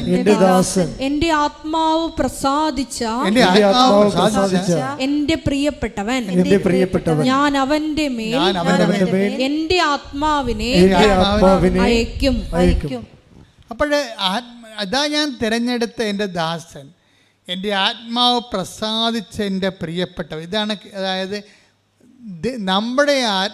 നമ്മളെ ദൈവത്തിൻ്റെ ആത്മാവ് നമ്മളിൽ പ്രസാദിക്കണം. അപ്പോഴാണ് ദൈവത്തിൻ്റെ പ്രിയപ്പെട്ട ആളായിട്ട് നമ്മൾ മാറണത്. ഉടമ്പടി നിങ്ങളെ ദൈവത്തിൻ്റെ പ്രിയപ്പെട്ടവളാക്കും, അല്ലെങ്കിൽ പ്രിയപ്പെട്ടവനാക്കും. എങ്ങനെയാണ് ചെയ്യണത്? ഇതാ ഞാൻ തിരഞ്ഞെടുത്ത എൻ്റെ ദാസൻ. ദൈവത്താൽ നമ്മൾ തിരഞ്ഞെടുക്കപ്പെടണം. ദൈവത്താൽ നമ്മളെ തിരഞ്ഞെടുക്കപ്പെടാൻ വേണ്ടി, ദൈവത്തിൻ്റെ വരപ്രസാദം നമുക്ക് ലഭിക്കാൻ വേണ്ടി ഒത്തിരി ആർജിത കൃപകളുടെ സമവാക്യങ്ങൾ ഉടമ്പടിയിലുണ്ട്. ഇപ്പം നമുക്ക് ഇപ്പോൾ സാക്രമെൻ്റ് ഗ്രേസ് എന്ന് പറഞ്ഞാൽ സ്റ്റാറ്റിക് ഗ്രേസാണ്. സ്റ്റാറ്റിക് ഗ്രേസ് എല്ലാവർക്കും കിട്ടും. നമുക്ക് ഇപ്പോൾ വിവാഹം ഒരു സ്റ്റാറ്റിക് ഗ്രേസാണ്, പട്ടം ഒരു സ്റ്റാറ്റിക് ഗ്രേസാണ്, സാക്രമെൻ്റ് ഗ്രേസാണ്. ഈ സാക്രമെൻ്റൽ ഗ്രേസിനൊരു പ്രശ്നം, സാക്രമെൻ്റ് ഗ്രേസ് നമുക്ക് തരണതിൻ്റെ ഉദ്ദേശം അടിസ്ഥാന സാക്ഷരതയാണ് അതിൻ്റെ അകത്ത്. അത് നമ്മൾ ഓരോരോ സാഹചര്യം വരുമ്പോൾ സാക്രമെൻ്റ് ഗ്രേസ് നമ്മൾ ഉജ്ജ്വലിപ്പിച്ചെടുക്കണം. ഉടമ്പടി സാക്രമെൻ്റ് ഗ്രേസിനെ ഉജ്ജ്വലിപ്പിക്കും. അല്ലെങ്കിൽ നിങ്ങളുടെ ദൈവ സംസർഗത്തിലൂടെ നിങ്ങൾക്ക് ദൈവത്തിൻ്റെ വരപ്രസാദം ലഭിക്കാൻ പറ്റുന്ന ഒരു മെനുവിലേക്ക് നിങ്ങളെ കൊണ്ടുപോകും. അതിൻ്റെ കാര്യം വെച്ച് കഴിഞ്ഞാൽ 2 വചനങ്ങൾ എപ്പോഴും പറയണത് നമ്മൾ ഗ്രോ ചെയ്യണം. 2 തിമോത്തി 1:6 എൻ്റെ കൈവെപ്പിലൂടെ എൻ്റെ കൈവെപ്പിലൂടെ നിനക്ക് ലഭിച്ച ദൈവിക വരം വീണ്ടും ഉജ്ജ്വലിപ്പിക്കണമെന്ന് ഞാൻ നിന്നെ അനുസ്മരിപ്പിക്കുന്നു. ഇങ്ങനെ എപ്പോഴും ഒരു അനുസ്മരണം നടന്നുകൊണ്ടിരിക്കണം. അതിനാണ് ഞങ്ങൾക്ക് വാർഷിക ധ്യാനമൊക്കെ ഉള്ളത്, മാസാന്ത്യ ധ്യാനമൊക്കെ ഉണ്ടാകും. അതിനകത്ത് നീ വീണ്ടും അനുസ്മരിപ്പിക്കുകയാണ്. പൗലോസ് പറയണ ഈ വീണ്ടും അനുസ്മരണത്തെക്കുറിച്ച് പൗലോസ് പറയുന്നുണ്ട്. ഈ അനുസ്മരിപ്പിക്കുന്ന സമയത്ത് എന്താ അനുസ്മരിപ്പിക്കണത്? അല്ല, പാമ്പ് പിടിക്കാനും അങ്ങനെ ഓരോ സാങ്കേതിക മേഖലയിലൊക്കെ ഉള്ള ആൾക്കാർക്ക് വന്നിട്ട് ഒന്നും ചെയ്യാനില്ല. അവിടെ അനുസ്മരിപ്പിക്കേണ്ട കാര്യം എന്ന് പറയണത് ഈ കൈവെപ്പിലൂടെ ലഭിച്ച ദൈവിക വരം ഉജ്ജ്വലിപ്പിക്കണം. അതാണ് അനുസ്മരിപ്പിക്കേണ്ടത്. അത് കഴിഞ്ഞാൽ എന്താണ് അനുസ്മരിപ്പിക്കേണ്ടത്? അനുസ്മരിപ്പിക്കേണ്ടത് എന്താണ്? എൻ്റെ കൈവെപ്പിലൂടെ എൻ്റെ കൈവെപ്പിലൂടെ നിനക്ക് ലഭിച്ച ദൈവിക വരം. അതാ പ്രശ്നം. ശുശ്രൂഷ ചെയ്യണമെന്നുണ്ടെങ്കിൽ, സ്കിൽഫുൾ ശുശ്രൂഷ ചെയ്യണമെന്നുണ്ടെങ്കിൽ, അല്ലാതെ സൈക്കോളജി പോയി പഠിച്ചിട്ട് കൗൺസിലിംഗ് കൊണ്ടുവന്ന് ശുശ്രൂഷ ചെയ്യാൻ പറ്റത്തില്ല. അത് വരത്തിലാണ് ഇരിക്കണത്. ഇവിടെ സഭയെ ശുശ്രൂഷിക്കാനാണ് ഉദ്ദേശിക്കണമെന്നുണ്ടെങ്കിൽ എൻ്റെ കൈവെപ്പിലൂടെ എൻ്റെ കൈവെപ്പിലൂടെ നിനക്ക് ലഭിച്ചിട്ടുള്ള ദൈവിക വരത്തെ ഉജ്ജ്വലിപ്പിക്കണം. അപ്പൊ നമ്മൾ ദൈവത്തിന്റെ കൃപ നിൽക്കുന്ന വരത്തിന്റെ അടയാളത്തിലാണ്. ഗ്രേസാണ്, കൃപയാണത്. ഈ കൃപയെ നമ്മൾ ലഭിക്കാൻ വേണ്ടിയുള്ള എൻട്രൻസ് ആയിട്ടാണ് അതിൻ്റെ അടിസ്ഥാനമായിട്ടുള്ള ഒരു സ്ട്രക്ചറായിട്ട് നമ്മൾ ഒരു കൂദാശ സ്വീകരിക്കണത്. ഇപ്പം കൂദാശ സ്വീകരിക്കുമ്പോൾ ആ കൂദാശയുടെ കൃപയുടെ സംരക്ഷണം നമുക്ക് ലഭിക്കും.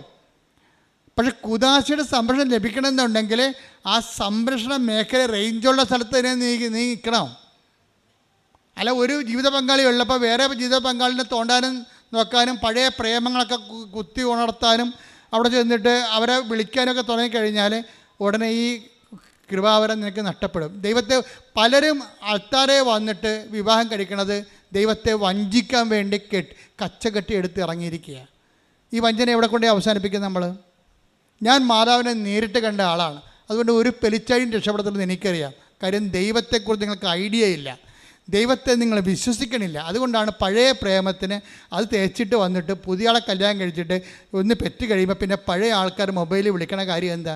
അവരാവശ്യമില്ലാത്ത അവരുള്ള സ്ഥലത്ത് സെമിനാറിന് പോവുക, അവരുള്ള സ്ഥലത്തേക്ക് അവരുടെ രാജ്യത്തേക്ക് ഒരു എന്തെങ്കിലും സ്റ്റഡി ടൂറും പറഞ്ഞ് പോവുക, പിന്നെ അവരുമായിട്ട് വെക്കേഷൻ കറങ്ങി നടക്കുക, എന്നിട്ട് ഗർഭനിരോധന ഗുളികകൾ ഉപയോഗിക്കുക. അപ്പോൾ ഇങ്ങനെയുള്ള അഭ്യാസങ്ങൾ കാണിച്ചു കഴിഞ്ഞാൽ നമ്മുടെ കൂദാശ ബലം നമ്മൾ ദൈവത്തെ പറ്റിക്കണം. അതുകൊണ്ടാണ് ഇത് ഉത്തരവാദിത്തമുള്ളതാണ് കൂദാശ ജീവിതം എന്ന് പറയുന്നത്. അല്ല, ആർക്കും തോന്നിയ മാസം പോലെ എങ്ങനെയും ജീവിക്കാൻ പറ്റത്തില്ല. കർത്താവിനറിയാം ഇതിൻ്റെ അകത്ത് ഫ്രോഡ് ഉണ്ടാകും. 90 പേര് 100 പേര് ഇതിൻ്റെ അകത്ത് വന്നാൽ അത് 80 ഫ്രോഡാകുമെന്ന് കർത്താവിനറിയാം. അതുകൊണ്ട് കർത്താവ് പറഞ്ഞ് ചെറിയ അജഗണമേ ഭയപ്പെടേണ്ട, പിതാവ് നിങ്ങൾക്ക് രാജ്യം കൽപ്പിച്ച് നൽകാൻ തരുന്നത്. അല്ലാത്തവനൊക്കെ ഇവിടെ കിടന്ന് ജീവിക്കട്ടെ, പട്ടി ചാണപടി ചത്തുപോവുകയും ചെയ്യും. ചെറിയ അജഗണമാണ് എപ്പോഴും കൃപയിൽ നിൽക്കുന്നത്. അപ്പം നമ്മളെ സംബന്ധിച്ചിടത്തോളം ഉടമ്പടിയിലുള്ളവർ ഉത്തരവാദിത്തപൂർവമായ കൗദാശ ജീവിതത്തിൻ്റെ പിന്തുടർച്ചയായിട്ടാണ് ഫാൻ ആൻഡ് ഫ്ലെയിംസ് എൻ്റെ കൈവെപ്പിലൂടെ പറഞ്ഞേ, എന്റെ കൈവെപ്പിലൂടെ നിങ്ങൾക്ക് ലഭിച്ചിരിക്കുന്ന ദൈവിക വരം വീണ്ടും ഉജ്ജ്വലിപ്പിക്കണമെന്ന് ഞാൻ ആഗ്രഹിക്കുന്നു.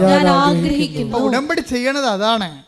നിന്റെ ജ്ഞാനസ്ഥാനത്തിലൂടെ ആയാലും നീ വിശ്വാസം സ്വീകരിച്ച ഒരു അവസ്ഥ, അതിനിപ്പോൾ ഒരു പ്രത്യേകമായ രീതി നീ യേശുക്രിസ്തുവിൻ്റെ രക്ഷകനായിട്ട് സ്വീകരിച്ചു കഴിഞ്ഞാൽ തന്നെ നിൻ്റെ ആത്മരക്ഷയ്ക്ക് അച്ചാരമായി. അത് വിശ്വാസം മൂലമുള്ള നിൻ്റെ ജ്ഞാനസ്ഥാനമാണത്. പക്ഷേ അത് നീ എന്ത് ചെയ്യണം? അതൊരു ഉടമ്പടിക്കാലം കഴിയുമ്പോൾ പിന്നെയും പണ്ടേ പഠിച്ചുണ്ടെങ്കിൽ ഒരു പറഞ്ഞ പോലെ പോരുത്. ആ കൃപയിൽ നിലനിൽക്കണം. അത് വീണ്ടും ഉജ്ജ്വലിപ്പിച്ച്, അത് പ്രോസസ് ആൻഡ് പ്രക്രിയയാണത്. വീണ്ടും ഉജ്ജ്വലിപ്പിച്ചുകൊണ്ടിരിക്കണം. പ്രാർത്ഥിക്കുക, കർത്താവായ ദൈവമേ, അങ്ങനെക്ക് വിശ്വാസം നൽകിയിട്ടുള്ള വരങ്ങളെ ഉജ്ജ്വലിപ്പിക്കുവാൻ എന്നെ സഹായിക്കണമേ. വിശ്വാസ ജീവിതത്തില് എന്നെ ബലപ്പെടുത്തണമേ. വിശ്വാസ ജീവിതത്തെ ബലപ്പെടുത്താൻ വേണ്ടി ലോകത്തിന്റെ ആൾക്കാരെ വൈറ്റാമിൻസാണ് കൊടുക്കണത്, അല്ലേ? നമ്മൾ ഡോക്ടറിനൊക്കെ ചെല്ലുമ്പോൾ ഒരു ചുമയും കൊരയൊക്കെ വന്ന് ന്യൂമോണിയ പനിയൊക്കെ വന്ന് പോകുമ്പോൾ ആശുപത്രി കഴിഞ്ഞിട്ട് പോകുമ്പോൾ ഡോക്ടർ എന്ത് ചെയ്യും? അങ്ങേർക്ക് ലഭിച്ചിരിക്കുന്ന കുറച്ച് ടോണിക്സ് നമുക്ക് തരും ഫ്രീ ആയിട്ട്. എന്ന് കഴിഞ്ഞാൽ എങ്ങനെയാണ്? ഇത് 2 സ്പൂൺ വെച്ച് കഴിച്ചിട്ട് നിങ്ങൾ ഒരു നഷ്ടപ്പെട്ട ആരോഗ്യം വീണ്ടെടുക്കാൻ പറയും. അത് ശാരീരികമായ ആരോഗ്യമാണ്. നഷ്ടപ്പെട്ട ആത്മീയ ആരോഗ്യം വീണ്ടെടുക്കണമെങ്കിൽ എന്താ ചെയ്യേണ്ടത്? അതിനുള്ള ടോണിക്ക് വേറെയാണ്. അതിന് ബലം പ്രാപിക്കാനുള്ള ടോണിക്ക് വരും. ഇപ്പോൾ മെർലിൻ പറഞ്ഞത് എന്താണെന്നറിയാമോ? എൻ്റെ അമ്മുമ്മയും ഞാനുമായിട്ട് ഭയങ്കര സ്റ്റണ്ടാണ് വീട്ടിലെ. അമ്മുമ്മയും ഞാനും ഭയങ്കര ഇവർ തമ്മിൽ ഭയങ്കര ഏജ് ഗ്യാപ്പാണ്. ഇപ്പം ഞാനും അപ്പോച്ചനൊക്കെ ആയിട്ട് ഭയങ്കര ഏജ് ഗ്യാപ്പല്ലേ. ഞാൻ സിസ്റ്റർക്ക് ഇറങ്ങുമ്പോൾ അപ്പോച്ചൻ ജനിച്ചിട്ടില്ല. അപ്പം അത്രയും ഏജ് ഗ്യാപ്പുണ്ട്. ഏജ് ഗ്യാപ്പ് എപ്പോഴും ഒരു സഫറിങ്ങിൻ്റെ വിഷയമാണ്. അപ്പം അമ്മുമ്മ പറയണത് ഒന്നും മെർലിന് മനസ്സിലാകത്തില്ല. അമ്മുമ്മ പറയണത് ഒന്നും മനസ്സിലാകത്തില്ല. അമ്മുമ്മയും മെർലിനുമായിട്ട് ഇടിയാണ്. എന്നിട്ട് നടുക്ക് നിൽക്കണം അമ്മ നിന്ന് ചുറ്റിത്തിരിക്കുകയാണ്. ഇപ്പം മെർലിൻ അവനെൻ്റെ അടുത്ത് കഴിഞ്ഞപ്പോൾ എന്താ പറയണത്? അമ്മുമ്മ എന്ത് പറഞ്ഞാലും അമ്മുമ്മയെ എപ്പോഴും എന്നെ കുറ്റപ്പെടുത്തുകയേ ഉള്ളൂ. എപ്പോഴും എനിക്കെതിരെയാണ് അമ്മമ്മ സംസാരിക്കണത്. അല്ലാതെ ആ വായി നല്ലതൊന്നും വരത്തില്ല. പക്ഷേ ഞാൻ കർത്താവിൻ്റെ സ്നേഹത്തിൽ അമ്മമ്മയെ ഉൾക്കൊള്ളാൻ തീരുമാനിച്ചെന്ന്. ഇതാണ് വിഷയം. അതെന്ന് വെച്ചാൽ അമ്മമ്മയെ അണ്ടർസ്റ്റാൻഡ് ചെയ്യാനും ഉൾക്കൊള്ളാനും. ഇപ്പോൾ അപ്പനും പറഞ്ഞു, ഞാനും മെർലിനും കൂടിയാണ് അമ്മയുടെ കാര്യങ്ങളൊക്കെ നോക്കണം. അമ്മയെന്നാണ് അയാൾ പറയണത്, അമ്മുമ്മയെന്നാണ് ഇവൾ പറയണത്. അവരുടെ കാര്യമൊക്കെ നോക്കണത് ഞാൻ അച്ഛനും കൂടിയാണ്. അപ്പം അങ്ങനെ നോക്കിക്കഴിഞ്ഞപ്പോൾ അവർ അതിലൂടെ ബലപ്പെടുകയാണ് ചെയ്യണത്. നമ്മൾ ആത്മീയ ബലം ആ രീതിയിൽ വരണതാണ്. നമ്മുടെ സഹനം യേശുക്രിസ്തുവിൻ്റെ നാമത്തിൽ നമ്മുടെ ബലക്കുറവുകൾ ക്രിസ്തുവിൻ്റെ നാമത്തിൽ എടുക്കുന്ന വഴിയാണ് നമ്മൾ ബലം പ്രാപിക്കണം. അതാണ് കൊളോസ്യസ് 1:11 എടുത്ത്. കൊളോസ്യസ് 1:11. കൊളോസ്യസ് 1:11. കൊളോസ്യസ് 1:11 സന്തോഷത്തോടെ പറഞ്ഞ സന്തോഷത്തോടെ എല്ലാം സഹിക്കുന്നതിനും എങ്ങനെയുണ്ട് പരിപാടി? എങ്ങനെയുണ്ട് പറയണ്ട? കേട്ടില്ലേ? സന്തോഷത്തോടെ എല്ലാം സഹിക്കുന്നതിനും ക്ഷമിക്കുന്നതിനും അവിടുത്തെ മഹത്വത്തിന്റെ പ്രാഭവത്തിനനുസൃതമായി സർവശക്തിയിലും നിങ്ങൾ ബലം പ്രാപിക്കട്ടെ. എന്തിനാണ് ഉടമ്പടി എടുക്കണമെന്ന് ചോദിച്ചു കഴിഞ്ഞാൽ ബലം പ്രാപിക്കാനാണ് എടുക്കണത്. ഉടമ്പടി എടുക്കണത് ബലം പ്രാപിക്കാനാണെങ്കിൽ ആ ബലം പ്രാപിക്കുന്നതിൻ്റെ ഉള്ളിൽ അതിൻ്റെ പ്രക്രിയയിൽ സഹനമുണ്ട്, ക്ഷമയും ഉണ്ട്. മനസ്സിലായില്ലേ? കുടുംബത്തിലുള്ള വിഷയങ്ങളുടെ മേലെ ഒരു സഹനവും ക്രിസ്തുവിൻ്റെ നാമത്തിൽ സ്നേഹത്തെ പ്രതി എടുക്കണം. പിന്നെന്താണ്? ഒരു ക്ഷമയുമുണ്ട്. ക്ഷമ എന്ന് പറയുന്നത് എന്താണ്? സഹനത്തിൻ്റെ ദീർഘക്ഷമ, സഹനം റിപ്പീറ്റ് ചെയ്യുന്നതിനാണ് ക്ഷമയെന്ന് പറയുന്നത്. ഇത് ആരുടെ പേരിലാണ്? ക്രിസ്തുവിൻ്റെ പേരിലാണ് എടുക്കുന്നത്. ഉടമ്പടി ഒരു ജീവിതമാണ്. അത് ഏറ്റവും കൂടുതലുള്ളത് അമ്മയ്ക്കാണ്. ക്രിസ്തു വരെ അമ്മയെ ഡിസോൺ ചെയ്യും. എന്തിനാണ് നിങ്ങൾ എന്നെ അന്വേഷിച്ചത്? ഞാൻ എൻ്റെ പിതാവിൻ്റെ കാലത്ത് വേപതനായിരിക്കേണ്ടവനാണ്, നിങ്ങൾക്ക് അറിയത്തില്ല എന്ന് ചോദിക്കുമ്പോൾ അമ്മ സഹനത്തോടെ ക്ഷമയോടെ ഹൃദയത്തിൽ സംഗ്രഹിക്കും, ബലം പ്രാപിക്കും. ദൈവത്തിൽ നിന്നുള്ള ഉടമ്പടിയുടെ പ്രാർത്ഥനകൾക്ക് ഉത്തരം താമസിച്ചാൽ പോലും ആ സഹനവും ക്ഷമയും നിങ്ങളെ ദൈവത്തിലുള്ള ബന്ധത്തിൽ ബലം പ്രാപിപ്പിക്കണം. ശ്രുതികട്ടെ ഹല്ലേലൂയ. ഹല്ലേലൂയ ഹല്ലേലൂയ ഹല്ലേലൂയ ഹല്ലേലൂയ. മഹത്വം മഹത്വം ആരാധന ആരാധന. ഹല്ലേലൂയ. യേശുവേ നന്ദി. യേശുവേ ആരാധന. ഹല്ലേലൂയ. വാഗ്ദാന പീഠമേ സ്വർഗീയ പൊൻമലരേ കൃപാസനത്തിൻ്റെ അമ്മേ പ്രസാദം പരമാവേ. പരിശുദ്ധ പരമദിവ്യകാരുണ്യത്തിന് പരിശുദ്ധ പരമദിവ്യകാരുണ്യത്തിന് കൈ ഒരു ഇടത് കൈ നെഞ്ചത്ത് വെച്ച് വലത് കൈ ശിരസിൽ വെച്ചുകൊണ്ട് വ്യത്യസ്തങ്ങളായ മേഖലകളിലെയും രോഗസൗഖ്യ പ്രാർത്ഥനയ്ക്ക് വേണ്ടി നമുക്ക് പ്രാർത്ഥിക്കാം. ഓൺലൈനിലുള്ളവരും ഇതേ തന്നെ ക്രിയകൾ ചെയ്തുകൊണ്ട് ദൈവത്തിൻ്റെ സാന്നിധ്യം, കർത്താവിൻ്റെ വചനം ഇത്രയും നേരം കേട്ടതാണ്. ഉടമ്പടിയിൽ എങ്ങനെയാണ് പുരോഗമിക്കേണ്ടതെന്ന് നമ്മളെല്ലാം പഠിച്ചതാണ്. കർത്താവേ, അങ്ങയുടെ അവകാശവും അങ്ങയുടെ ഓഹരിയുമായിരിക്കുന്ന അങ്ങയുടെ സഭ അങ്ങേ നാഥനും രക്ഷകനെ ഏറ്റുപറഞ്ഞുകൊണ്ട് ശിരസിൽ അവരുടെ കൈകൾ വെച്ചിരിക്കുന്ന കർത്താവേ അവിടെ കൈകളെ കർത്താവ് നിന്റെ തിരുമുറുപാടുന്ന അണിപ്പെടുതാറുന്ന അത്ഭുത കൈകളായി മാറ്റണമെന്ന് പ്രാർത്ഥിക്കുന്ന കർത്താവേ, അടിപ്പിണർ പോലെ വൈതാക്കാലം ദൈവികമായ സത്യം അവർക്ക് ആവശ്യിക്കണമേ. ഉച്ചമ ഉള്ളംകാലം വരെ കർത്താവിൻ്റെ രക്തം പടരട്ടെ. എല്ലാ കൊശങ്ങളിലും പെശുകളിലും രോഗാതിരമായ എല്ലാ പെശങ്ങളിലും കൊശങ്ങളിലും കർത്താവിൻ്റെ രക്തം പടരട്ടെ. ലോർഡ് ജീസസ് ക്രൈസ്റ്റ്, സ്തുതിക്കട്ടെ. ഹല്ലേലൂയ ഹല്ലേലൂയ ഹല്ലേലൂയ. Suck the precious blood, Lord, and peace is spirit. I command you in the name of Jesus Christ to be healed. സ്തുതിക്കട്ടെ. ഹല്ലേലൂയ ഹല്ലേലൂയ ഹല്ലേലൂയ ഹല്ലേലൂയ. യേശുവിനെപ്പെട്ടുകൊണ്ട് യേശുവിന്റെ നാമത്തെ ആരാധനയിലൂടെ വീണ്ടും വീണ്ടും മഹത്വപ്പെടുത്തണമേ. ഞങ്ങളെ സാക്ഷികളാക്കി ഉയർത്തണമേ. ഹല്ലേലൂയ. ഒരുമിച്ച് പാടാം. സ്തുതിക്കട്ടെ. ഹല്ലേലൂയ.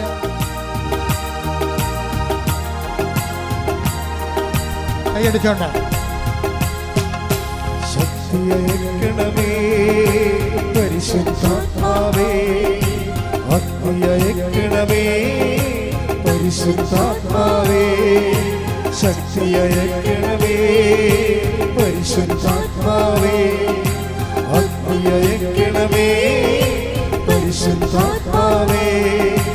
ആദിയിലെ പോൽ ജനകോടികളെ വീണ്ടും ഉണർത്തണമേ, അത്ഭുതങ്ങളും അടയാളങ്ങൾ വീണ്ടും നൽകണമേ. ആദിയിലെ പോൽ ജനകോടികളെ വീണ്ടും ഉണർത്തണമേ, അത്ഭുതങ്ങളും അടയാളങ്ങൾ വീണ്ടും നൽകണമേ.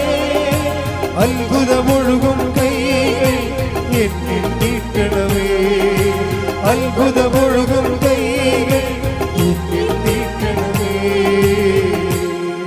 പരിശുദ്ധ പരമദിവ്യകാരുണ്യത്തിന് എന്നേരവും ആരാധനയും സ്തുതിയും പുകഴ്ചയും പരിശുദ്ധ പരമ ദിവ്യകാരുണ്യത്തിന് എന്നേരവും ആരാധനയും സ്തുതിയും പുകഴ്ചയും ഉണ്ടായിരിക്കട്ടെ. മകളെ, ജോലിയില്ലാത്തവര്, വീടില്ലാത്തവര്, വഴിയില്ലാത്തവര്, വെള്ളമില്ലാത്തവര്, വിസ ഒത്തുവരാത്തവര്, PR കിട്ടാത്തവര്, തിരിച്ചു പോരാൻ ഉദ്ദേശിക്കുന്നവര്, കയറിപ്പോകാൻ ഉദ്യമിക്കുന്നവര്, ഇൻ്റർവ്യൂ ഉള്ളവർ, ടെസ്റ്റ് ഉള്ളവർ, PSC പോലുള്ള ടെസ്റ്റുകൾക്ക് എഴുതിക്കൊണ്ടിരിക്കുന്നവർ, റിസൾട്ട് പ്രതീക്ഷിക്കുന്നവർ, റാങ്ക് ലിസ്റ്റ് ഉള്ളവർ, അപ്പോയിൻമെൻറ്റ് പ്രതീക്ഷിക്കുന്നവർ, ജപ്തി നടപടി നേരിടാൻ പോകുന്നവർ, സാമ്പത്തിക കടമുള്ളവർ, വസ്തു വിൽക്കാൻ പോകുന്നവർ, കുടുംബത്തിൽ സമാധാനം ഇല്ലാത്തവർ, കല്യാണം വിടുവിക്കാൻ പോകുന്നവർ, വിവാഹം ഒത്തുവരാത്തവർ, മക്കളില്ലാത്തവർ, ഉള്ള മക്കൾക്ക് ദുർനടപ്പുള്ളവർ, തെറ്റായ പ്രണയത്തിൽ പെട്ടുപോയവർ, കുടുംബത്തിൽ സമാധാനം ഇല്ലാതെ കേസിലായവർ, പോസ്കോ പോലുള്ള കേസിൽ ചെന്ന് കള്ളക്കേസ് അകപ്പെട്ടിരിക്കുന്നവർ, മറ്റു തരത്തിലുള്ള കേസ് അകപ്പെട്ടിരിക്കുന്നവർ,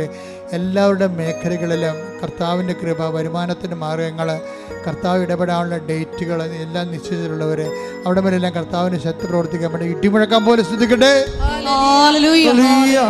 ഉന്നതമായ നാമത്തിന് സ്വസ്ഥം ചെന്ന് കർത്താവേ, അങ്ങനെ തിരുമുറവാർന്ന് വലത് കയറാൻ മക്കളെ സ്ഥിതി വെക്കണമെന്ന് പ്രാർത്ഥിക്കുന്ന കർത്താവേ, വഴിയില്ലാത്തവർ, വെള്ളമില്ലാത്തവർ, വീട് കർത്താവേ, ജീവിക്കാനുള്ള മാർഗമില്ലാത്തവർ, ജോലിയില്ലാത്തവർ, വീട് നഷ്ടപ്പെട്ടവർ, വിസ നഷ്ടപ്പെട്ട വരാത്തവർ കർത്താവ്, വ്യത്യസ്തങ്ങളായ വിഷമതകളുടെ വേദന അനുഭവിക്കുന്നവർ, സമാധാനം ഇല്ലാത്തവർ, കുടുംബസമാധാനം ഇല്ലാത്ത കുടുംബങ്ങളെ ഒത്തുവരാത്ത കല്യാണങ്ങൾ, മക്കളില്ലാത്തവർ, ഉള്ള മക്കൾക്ക് രോഗങ്ങളുള്ളവർ, തെറ്റായ പ്രണയബന്ധത്തിൽ അകപ്പെട്ടിരിക്കുന്നവർ, കുടുംബത്തിൽ സമാധാനം ഇല്ലാത്തവർ, വഴക്കുള്ളവർ, അതിഥി തർക്കമുള്ളവർ, കേസ് അകപ്പെട്ടിരിക്കുന്നവർ, ജോലിയില്ലാത്തവർ, സാമ്പത്തിക തകർച്ചയുള്ളവർ, സാമ്പത്തിക കടങ്ങളുള്ളവർ, എല്ലാ തരത്തിലും വിഷമം അനുഭവിക്കുന്ന ഇടിമ കർത്താവിൻ്റെ വലിയ ശക്തി ഈ നിമിഷം ഇടപെട്ട് വരികയും മാരക രോഗങ്ങൾ, തീരാവേദിക ജീവിത ദുരിതങ്ങൾ യേശു ക്രിസ്തുവിന്റെ ഉന്നതമായ നാമത്തിൽ മാറിപ്പോകട്ടെ. ജീവിത ദുരിതങ്ങളും തടസ്സങ്ങളും നീങ്ങിപ്പോയിക്കൊണ്ട് നാമത്തെ, പിതാവായുടെ നാമത്തെ വീണ്ടും വീണ്ടും മഹത്വപ്പെടുത്തട്ടെ. എന്നിൽ നിറയണമേ, നാഥാ വരേണമേ, സൗഖ്യം നൽകണമേ, നാഥാ വരേണമേ, എന്നിൽ നിറയണമേ, നാഥാ വരേണമേ, സൗഖ്യം നൽകണമേ. എല്ലാവരും മുട്ടാൻ നിൽക്കുക. അച്ഛൻ വിട്ടുപോയ കാര്യങ്ങൾ എന്തെങ്കിലും ഉണ്ടെങ്കിൽ മക്കളുടെ സ്വകാര്യമായ വിഷയങ്ങൾ, ഉടമ്പടി വെച്ചുപോയ കാര്യങ്ങൾ ഇപ്പോഴും നടക്കാത്തതുണ്ടെങ്കിൽ അത് മൗനമായിട്ട് ആരാധന പറയേണ്ട സമയമാണ്.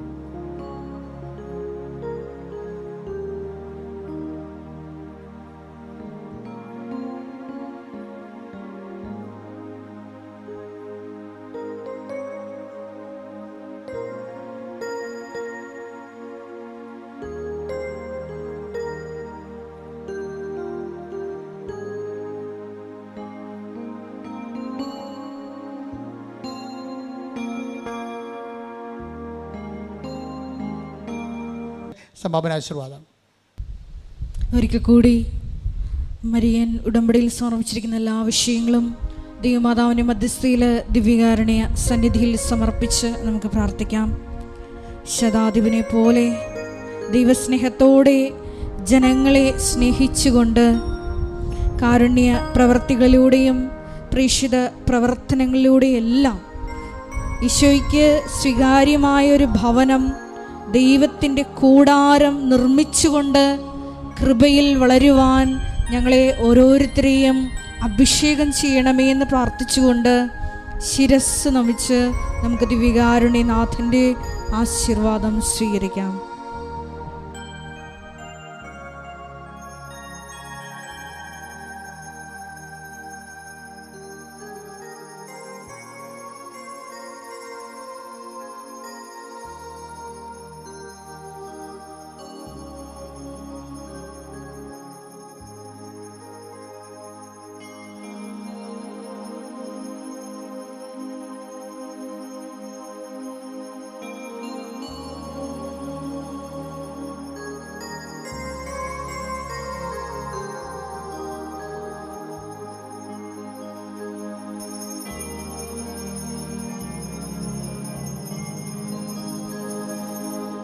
പരിശുദ്ധ പരമമാം ദിവ്യകാരുണ്യമേ, എന്നുമെന്നും അങ്ങേക്കാരാധന. പരിശുദ്ധ പരമമാം ദിവ്യകാരുണ്യമേ, എന്നുമെന്നും അങ്ങേക്കാരാധന. പരിശുദ്ധ പരമമാം ദിവ്യകാരുണ്യമേ, എന്നുമെന്നും അങ്ങേക്കാരാധന. ആവേ ആവേ ആവേ മരിയ, ആവേ ആവേ ആവേ മരിയ. അറിയിപ്പുകൾ ഒക്ടോബർ 26-ാം തീയതിയാണ് മാതാവിൻ്റെ ജപമാല റാലി. 26-ാം തീയതി 6 മണിക്ക് രാവിലെ ആരംഭിക്കും. ഇവിടുന്ന് അർത്തിങ്ക പള്ളിയിലേക്ക്. നമ്മൾ തീരദേശ റൂട്ട് വഴിയിൽ പോണത്, കടലോര റൂട്ട് വഴിയാണ് പോണത്. അതുകൊണ്ട് ആരും തീരദേശ റൂട്ടിൽ കയറി, പണ്ട് അങ്ങനെയൊക്കെ ചെയ്യുമായിരുന്നു, ചില ആൾക്കാർ സ്വന്തമായിട്ട് താഴ്ന്നെടുത്തി പോകും. അപ്പോൾ അതൊക്കെ പൊരിച്ച് പിടിക്കാൻ സാധ്യതയുണ്ട്. കാരണം പൊരിസിന് കൊടുത്തിരിക്കുന്ന റൂട്ട് അനുസരിച്ച് മാത്രമേ നമുക്ക് സഞ്ചരിക്കാൻ പറ്റത്തുള്ളൂ. റോഡിലെ ട്രാഫിക്കെല്ലാം ഒഴിവാക്കി പൊതുജനങ്ങൾ ഡിസ്റ്റർബ് ചെയ്യാതിരിക്കാൻ വേണ്ടിയാണ്. പൊതുജനങ്ങളുടെ യാത്രാ സ്വാതന്ത്ര്യത്തെ നമ്മൾ ഹനിക്കാൻ ആർക്കും അവകാശമില്ല, നമുക്കും ഇല്ല അവകാശം. അതുകൊണ്ട് തന്നെ ജനങ്ങളില്ലാത്ത ഒരു തീരദേശ റോഡ് തിരഞ്ഞെടുത്താണ് നമ്മൾ റാലി നടത്തുന്നത്. എങ്കിലും ലക്ഷക്കണക്കിന് മനുഷ്യർ പങ്കെടുക്കുന്ന കാരണം നിങ്ങൾ സുരക്ഷയ്ക്ക് വേണ്ടി പ്രത്യേകം പ്രാർത്ഥിക്കണം. ഉടമ്പടിയിൽ നിങ്ങൾക്ക് മാതാവിൻ്റെ വോളണ്ടിയേഴ്സ് ആകാൻ ഉദ്ദേശിക്കുന്നവർ, ചെറുപ്പക്കാർ പ്രത്യേകിച്ച്, മാനേജറിൻ്റെ അടുത്ത് പേര് കൊടുക്കേണ്ടതാണ്.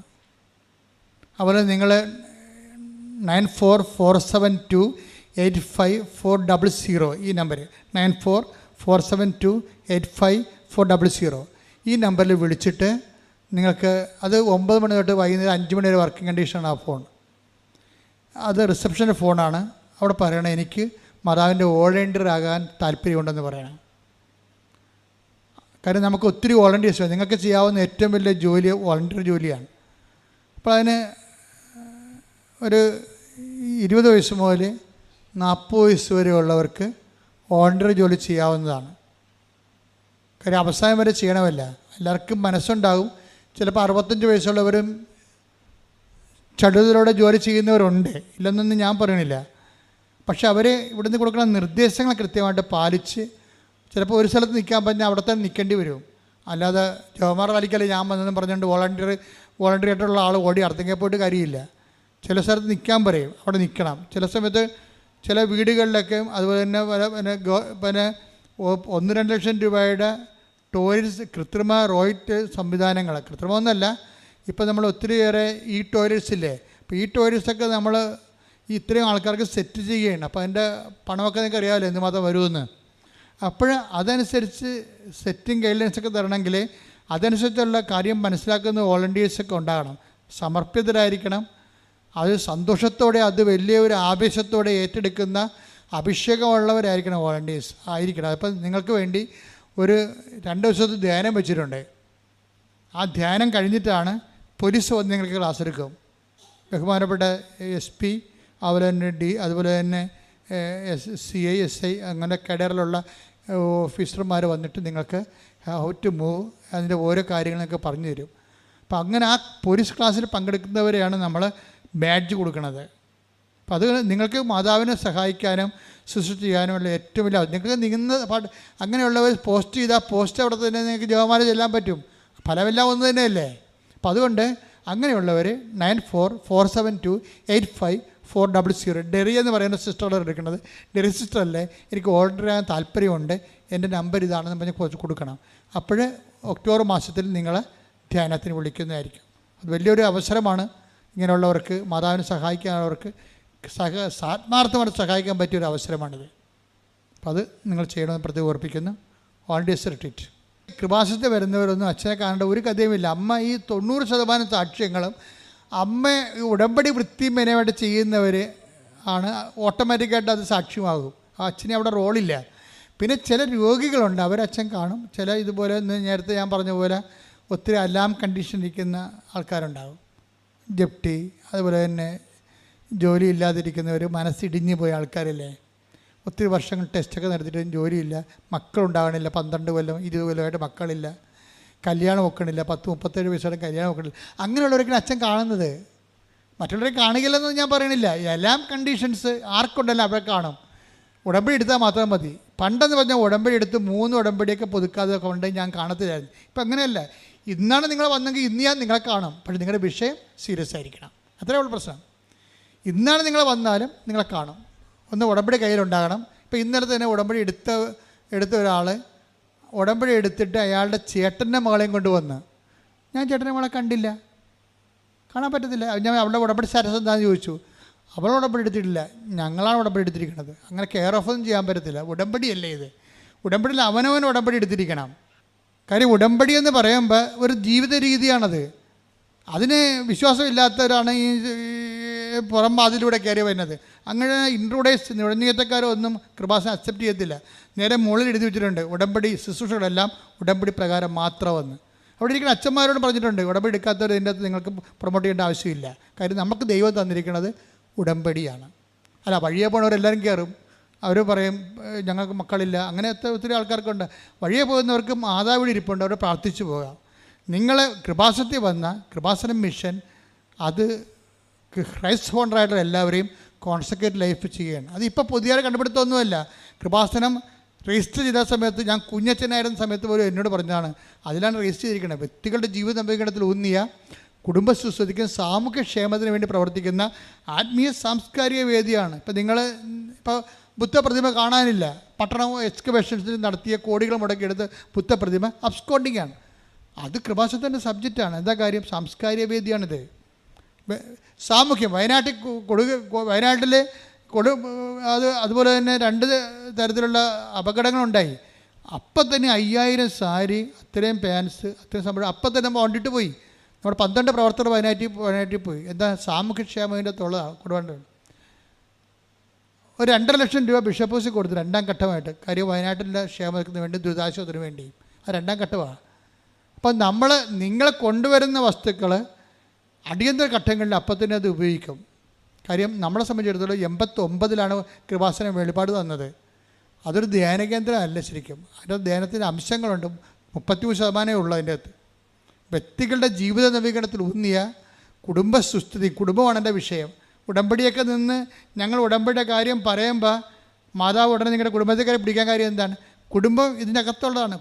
വ്യക്തികളുടെ ജീവിത നവീകരണത്തിൽ ഊന്നിയ കുടുംബ സുസ്ഥിതിക്കും സാമൂഹ്യ ക്ഷേമത്തിന് വേണ്ടി പ്രവർത്തിക്കുന്ന ആത്മീയ സാംസ്കാരിക വേദിയാണ്. ആത്മീയ സാംസ്കാരികമാണ്, അല്ലാതെ DJ പാർട്ടിയല്ല. സഭയ്ക്കൊരു ആത്മീയതയുണ്ട്, ആത്മീയതയ്ക്കൊരു സംസ്കാരമുണ്ട്. അതുകൊണ്ടാണ് പുത്തമ്പാനും അമ്മാനും ദേവാസ്തവളി പിച്ചപ്പാട്ട് അണ്ണായിപ്പാട്ടോ ചവിട്ടാടോ എന്ന് പറഞ്ഞ് നടക്കേണ്ട കാര്യം. 5 കോടി രൂപയുടെ പ്രോജക്റ്റാണ് Indo European school of folk arts നമ്മൾ ചെയ്തുകൊണ്ടിരിക്കുന്നത്. സഭയുടെ സാംസ്കാരിക പൈതൃകങ്ങൾ സംരക്ഷിക്കാൻ വേണ്ടി. ആത്മീയ സാംസ്കാരികമാണത്. അതാണ് കൃപാസനം. അല്ല, കൃപാസനം വേറെ ഒരു ധ്യാനകേന്ദ്രമല്ല ശരിക്കും. അതിനകത്ത് വ്യക്തികളുടെ ജീവിത നവീകരണമുണ്ട്, കുടുംബത്തിൻ്റെ സുസ്ഥിതിയുണ്ട്. അതിനാണ് ഉടമ്പടിയുള്ളത്. ഇപ്പോൾ എല്ലാ വിഷയത്തിനും വ്യത്യസ്തമായ സ്ഥാപനങ്ങളുണ്ട്. എല്ലാം നിർമ്മിതിയിലിരിക്കുന്ന കാര്യമാണ്. അപ്പോൾ അതുകൊണ്ട് നിങ്ങൾ കൃപാസനത്തിൻ്റെ എല്ലാ പേഴ്സ പ്രവർത്തനങ്ങളെയും ഓർത്തുകൊണ്ട് നിങ്ങൾ പ്രാർത്ഥിക്കണം, വിജയിക്കാൻ വേണ്ടി പ്രാർത്ഥിക്കണം. നിങ്ങൾക്കും പറ്റുന്ന പോലെ ഏതെങ്കിലും നിങ്ങളുടെ അഭിരുചി അനുസരിച്ചുള്ള ശുശ്രൂഷകളിലേക്ക് പങ്കെടുക്കണമെന്ന് കൂടി അഭ്യർത്ഥിക്കുകയാണ്. ഞാൻ പറഞ്ഞു വന്ന ഇത്രയേ ഉള്ളൂ. അച്ഛനെ കാണാൻ ഉദ്ദേശിച്ച് വരുന്നവർ ഇപ്പോൾ ഞായറാഴ്ചയും വ്യാഴാഴ്ച അച്ഛൻ ഇവിടെ ഉണ്ടെങ്കിലും കാണത്തില്ല. അത് നിങ്ങൾക്ക് ആ ദിവസം ആരാധന ദിവസങ്ങളാണ്. പക്ഷേ മറ്റുള്ള ദിവസങ്ങൾ വരുമ്പോൾ നിങ്ങൾക്ക് എമർജൻസി അച്ഛനെ കണ്ടേ മതിയാകത്തുള്ളതെന്നുണ്ടെങ്കിൽ ഈ 9447285400 വിളിച്ച് ചിലപ്പോൾ 5 പ്രാവശ്യം, ഇപ്പോൾ നിങ്ങളെപ്പോലെ 10,000 ആൾക്കാർ വിളിക്കുന്നുണ്ടാകും. അപ്പോൾ ഉടനെ വിളിക്കുമ്പോൾ കിട്ടണമെന്ന് നിർബന്ധമില്ല. കിട്ടിയിട്ട് അച്ഛനുണ്ട് കേട്ടോ, ഇന്ന ദിവസങ്ങളുണ്ട്, വന്നോളാൻ പറഞ്ഞാൽ നിങ്ങൾക്ക് വരാം. അപ്പോൾ അതൊന്ന് നോക്കിയാൽ മതി. പക്ഷേ ഇവിടെ ഞാൻ വരണമെങ്കിൽ ഞങ്ങളിവിടെ അച്ഛന്മാർ പോലും ഇല്ലാതെ ദൈവത്തിൻ്റെ മുമ്പിൽ ഉടമ്പടി എടുക്കാനും ഉടമ്പടി പുതുക്കാനും നിങ്ങൾക്ക് സാധിക്കും. ഇവിടെ സിസ്റ്റേഴ്സ് ആവശ്യമില്ല. ഇത് ലേമാൻ്റെ ഒരു മിഷനാണ് ഡെവലപ്പ് ചെയ്ത് വന്നിരിക്കുന്നത്. സഭയുടെ പൈതൃകവും അതേസമയം തന്നെ സഭയുടെ സാന്നിധ്യം എന്ന് പറയുന്നത് സഭയുടെ നിയമങ്ങളും സഭയുടെ ആധ്യാത്മിക പാരമ്പര്യങ്ങളും സഭയുടെ ദൈവശാസ്ത്രവും സഭയുടെ കാറ്റഗിസവും അനുസരിച്ചാണ്, സഭയുടെ പഠനം അനുസരിച്ചാണോ ശുശ്രൂഷ ചെയ്യുന്നതെന്ന് ഉറപ്പുവരുത്താനാണ് ഞങ്ങൾ 3 അച്ഛന്മാരിവിടെ ഉള്ളത്. സിസ്റ്റേഴ്സുമുണ്ട്. പക്ഷെ അതേസമയം തന്നെ ഈ ശുശ്രൂഷ ഒരു ക്ലറിക്കൽ ശുശ്രൂഷ അല്ല. ശരിക്കും ഇത് ഈ പുതിയ കാലത്ത് വൈദികരോ സിസ്റ്റേഴ്സോ ദൈവവിളി യൂറോപ്പ് പോലെ ഇല്ലാതെ വന്നാലും ഉടമ്പടി ഭാവിയുടെ വാഗ്ദാനമാണ്. നിങ്ങൾ വരുമ്പോൾ പറയുക, കർത്താവേ മാതാവേ എന്നെയും ഉടമ്പടിയുടെ സാക്ഷ്യമാക്കണമേ, എന്നെയും മാതാവിൻ്റെ പ്രത്യക്ഷീകരണത്തിന് സാക്ഷിയാക്കണമെന്ന് പ്രാർത്ഥിച്ചുകൊണ്ടാണ് നിങ്ങൾ ഏത് ശ്വാസത്തിലും എന്നെയും അമ്മയുടെ പ്രത്യക്ഷീകരണത്തിന് സാക്ഷിയാക്കണം പ്രാർത്ഥിച്ചാൽ ഫയറാകും ഉടമ്പടി.